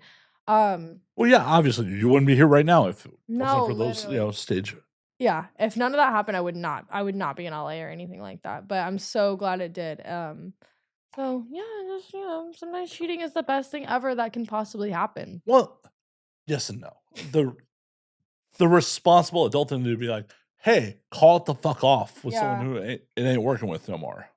That's true. And I mean, yeah, the adult in me now would do that, but back then, like, it was my, It's a hard thing to do. It's especially if you care about the person, like, you're going to tell them in no uncertain terms, like, hey, I no longer want your company. Yeah. I no longer want to be with you. I no longer want to be emotionally invested with you. I no longer want to be your partner. It's a rough thing to say to someone. It is. It's tough. Especially if, like, they're not doing anything egregiously wrong. They're just being negligent. Yeah. Mm-hmm. Like, negligence sucks and it hurts and all that shit, but it's not like, oh, they're beating on you. Or, exactly. Like, or you're fighting constantly. Or So I can fully understand why it's, like, rough to be like. But we were all also fighting constantly. But he was negligent as well. But yeah, a little bit of both. Yeah. But I can fully understand where you're like, hey, to say these words, to consciously say it out loud is a fucking hurtful thing. Yeah, especially when that's all you've known. You know what I mean? Yeah, you're institutionalized. In general. But in general, though, it's hard. But, the thing is, though, if with that guy who wasn't having sex with his, now ex-wife, maybe he had something wrong in the bedroom, because that can be a very huge factor sometimes. Like, what our specific problem was in the bedroom, why we stopped having sex for 2 months before I cheated on him, which is crazy. I was literally 19 and 20 years old. You don't stop having sex with a fucking 19, 20-year-old girl for 2 fucking months. I'm so sorry, but she's not once in my life. No, she's definitely gonna get dick down somewhere else for sure. But anyway, I mean, yeah, not once in my life. Even in Jesus, I was dating a 20-year-old when I was 40. So, oh my God. So then like. You get it. You don't just let her go without dick. No, 100%. Mhm. 100%. Like, But he no. did 2 months, and then what started it was I don't even know how it started. Like it was weird because like I would be on TikTok and I didn't watch porn or anything like that, so I didn't have really much experience with sex. It was my only body, and I was like, I've never came and I didn't. I never came until I was on camera with a vibrator. That was the first time I ever came in my life. Like swear to God. So That's horrible. I know. So I know. So I was like, and this was after I did solo and finally came for the first time. I was like 19 because I did solo when I was 18, took a break, didn't do anything else. So I was just back into like real world, nursing home, RA, all that shit. Wait a minute. I thought you had 4 bodies. I'm lying. I have lots, but okay. Plead the fifth. Just plead the fifth on that. There's no statute of limitation on murder. I have a lot. I plead the fifth. All right. So, okay. So what was it? Fuck. Oh yeah. So I told him one day, I was like, I don't really come like when we have sex. Like I would like to come when we have sex. Like that would be really nice. You can give me head or something because I don't come from this and that. And like this was way back when I did not know my body very well. He didn't fuck me very good. It was one dick I was using, rada. Now I can come from like anything just about because I'm very in touch with my body. I could probably come from somebody like sucking on my tit, like literally. But I'm locked in now. I'm a fucking horny piece of shit now. But back then, well, good for you. Thank you. You're welcome.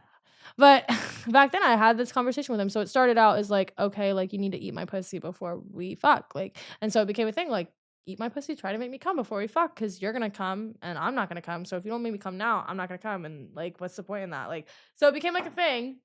And like this is probably bad on my end. Like now I'm to the point where like sex is sex. I am gonna enjoy it regardless, and I probably will come. But like if I don't come, I really don't care because I love sex either way. But back then I was like, it's not fair. Like equality. Yeah, literally. Like I was just being an idiot, and like no, it's not being an idiot. Like you want to get yours. Oh my god. Yeah. Oh my god. Oh my. Like to be so adamant on it every single time and so, no. Like it should have been more go with the flow a little bit. No bullshit. Bullshit. You think, bullshit. You think I was right? Yeah. Okay. No, 100%. Like demanding that you get yours. Like, yeah, right. Especially if he's going to get his every time. Every single time. Like, yeah. No. 100%. Like, it's supposed to be a partnership. It's supposed to be like you're getting each other off. Like, yeah. At the end of the day, like, you're not someone he's paying for service. Mm-hmm. Like, I understand when, like, oh, hey, you're paying a sex worker for service. Like, yeah, 100%. Yeah. Who gives a fuck if they get off? Like, exactly. Like, that's not my fucking, You're paying to get off. Exactly. But this is your actual partner. Like, you very much could be concerned if they're getting off or not. That should really worry you. And the thing is, the guy that I cheated on him with, the sex was so fucking good. And his dick was, like, literally half the size. I was like, how is this possible? So then that really taught me, like, and, like, when I say half the size, like, his dick was literally, like, this big. And it was amazing. It was great sex. Like, I don't care. Like, it was great sex. So he had a massive cock? The guy I cheated on with? Yeah. Yeah, I know. He has... No, it looked like a massive cock. You fucking dickhead. Fucking dude. You're fucking hilarious. Like, fucking dread over there. I know, like, fucking, yeah, I know. I don't even know how I'm going to take all that. This is all a bit for the video version, because, like... The audio version is like, what are these idiots talking about? We're measuring with our fingers. But yeah, so it's about how you drive it, connection, that's etc. true, 100%. And like that guy that I was cheating on my ex with, he was very connected with his body with me. We were very connected to each other. We had like insane chemistry and passion that I thought at the time. Like now I've had way more sex. So I'm like, we had chemistry, we had passion. It was good. Like I would definitely fuck again, like, you know what I mean? Like type thing, but like nothing like crazy out of this world. But to me at the time, it felt crazy out of this world because I never had shit like that. Right. Because someone was actually concerned if you got off or not. Exactly. And I did so many times with him. Sorry. And then the thing is, so it became an argument. And then it became like, oh, like I can't eat your pussy until you come. Like my jaw's hurting, my fingers hurt, this, that. Like literally just complaining and like literally in the middle of me, my pussy like... Like literally, like bitch made. Literally, bitch made. Literally, bro. Like literally acting like throwing a tantrum while he's eating my pussy. So I would get turned off, and I'd be like, I was so close. But well, yeah, because obviously he doesn't actually love women. Exactly. And like I said, he came out as not straight, not gay, but not straight either. But after, like, the person he's with right now is neither girl nor boy. They're a they. And, like, that's fine. But, Yeah, but like, do they have a rod or a pussy? I think they have a vagina, but I don't want to speculate, but I'm not entirely sure. And that's how, like, Is it a very large clit, though? hey, probably. Who knows? Knowing that guy, knowing him, he probably would pick a girl with a large clit. But regardless, I'm pretty sure, biologically female, but like, it's like, I never knew that side of you. Tell me about that. We could have explored and Yeah, but there's so much shame that comes with that shit. There is, and we were from the South and this and that, and like I'm in LA now. Like that would not faze me a single bit now. If a guy was like, hey, I kind of want to experiment with this, I kind of want to try that, I want to experiment with guys, like that would never faze me, not for 1 second. Now that I live in LA, like it might have fazed me a little bit more back then, but it's just something that, like, at the end of the day, I wish you would have just told me anyway. No, he definitely should have told you, but I Yeah. can definitely see it. Like, also you taking it personally, you'd be like, Yeah. am I not enough? Right. But the thing is, there was no communication. So our sex just got worse and worse and worse. And then, like, he would just not even try to have sex with me. He would not even try to initiate sex with me because it means eating my pussy until I come. So then we just didn't have sex anymore. We had sex like once a month. And then it got to the point where we hadn't had sex for 2 months. And that is during the time period that I cheated on him. So, All makes sense. yeah, right? I feel like it's like, it's not like it's not like, the craziest, most far out situation. Like, I made mistakes, he made mistakes, I made way more mistakes. I would never repeat those mistakes. But it's also you learn not from the them. yeah, and it's also not the craziest way to make a mistake. Like, I feel like it's a very, like, we're 19, not getting dicked down for 2 months. Like, and the guy was gay, and he ended up actually being gay. Yeah. So, like, I feel like it's, like, not really that big of a deal. No, it definitely makes sense. Mm-hmm. Definitely makes sense. Mm-hmm. And I freed him by cheating on him. So I did You a good did. thing. Yeah. You did a mitzvah. Yes. Mazel tov. All right, I hate to do this. On that note, we're going to call last call on this motherfucker. Oh my God, last call. Yeah. Last call. Last call. Oh, shit. What's last call? Well, that means we're wrapping up the show. Before we get you out of here, though, Mhm. where can they find you on the things? On the things? They can find me on Twitter at Myra Moans. On Instagram right now at Myra Made You Moan. The other one got taken down, but she might be back up at Myra Moan soon, maybe one day. But Probably now, not. yeah, probably not. I might pay for it back. YouTube, you can still watch all my shit at the Poddy Break podcast. It should be back sometime fucking soon. Oh yeah, and I'm just gonna text her every other day, like, so when's the podcast back? When's the podcast back? When's the podcast back? I want that and I need that. Please do. Okay, That's she it. said it on air. Yep. I'm gonna set an alarm. Yep. Like fucking every 48 hours. Like, so when's the podcast back? I love that. That's the kind of encouragement I need.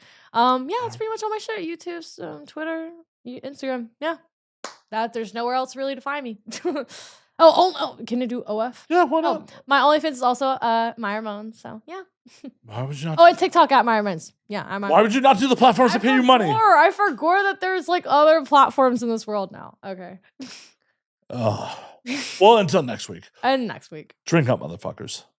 Bye.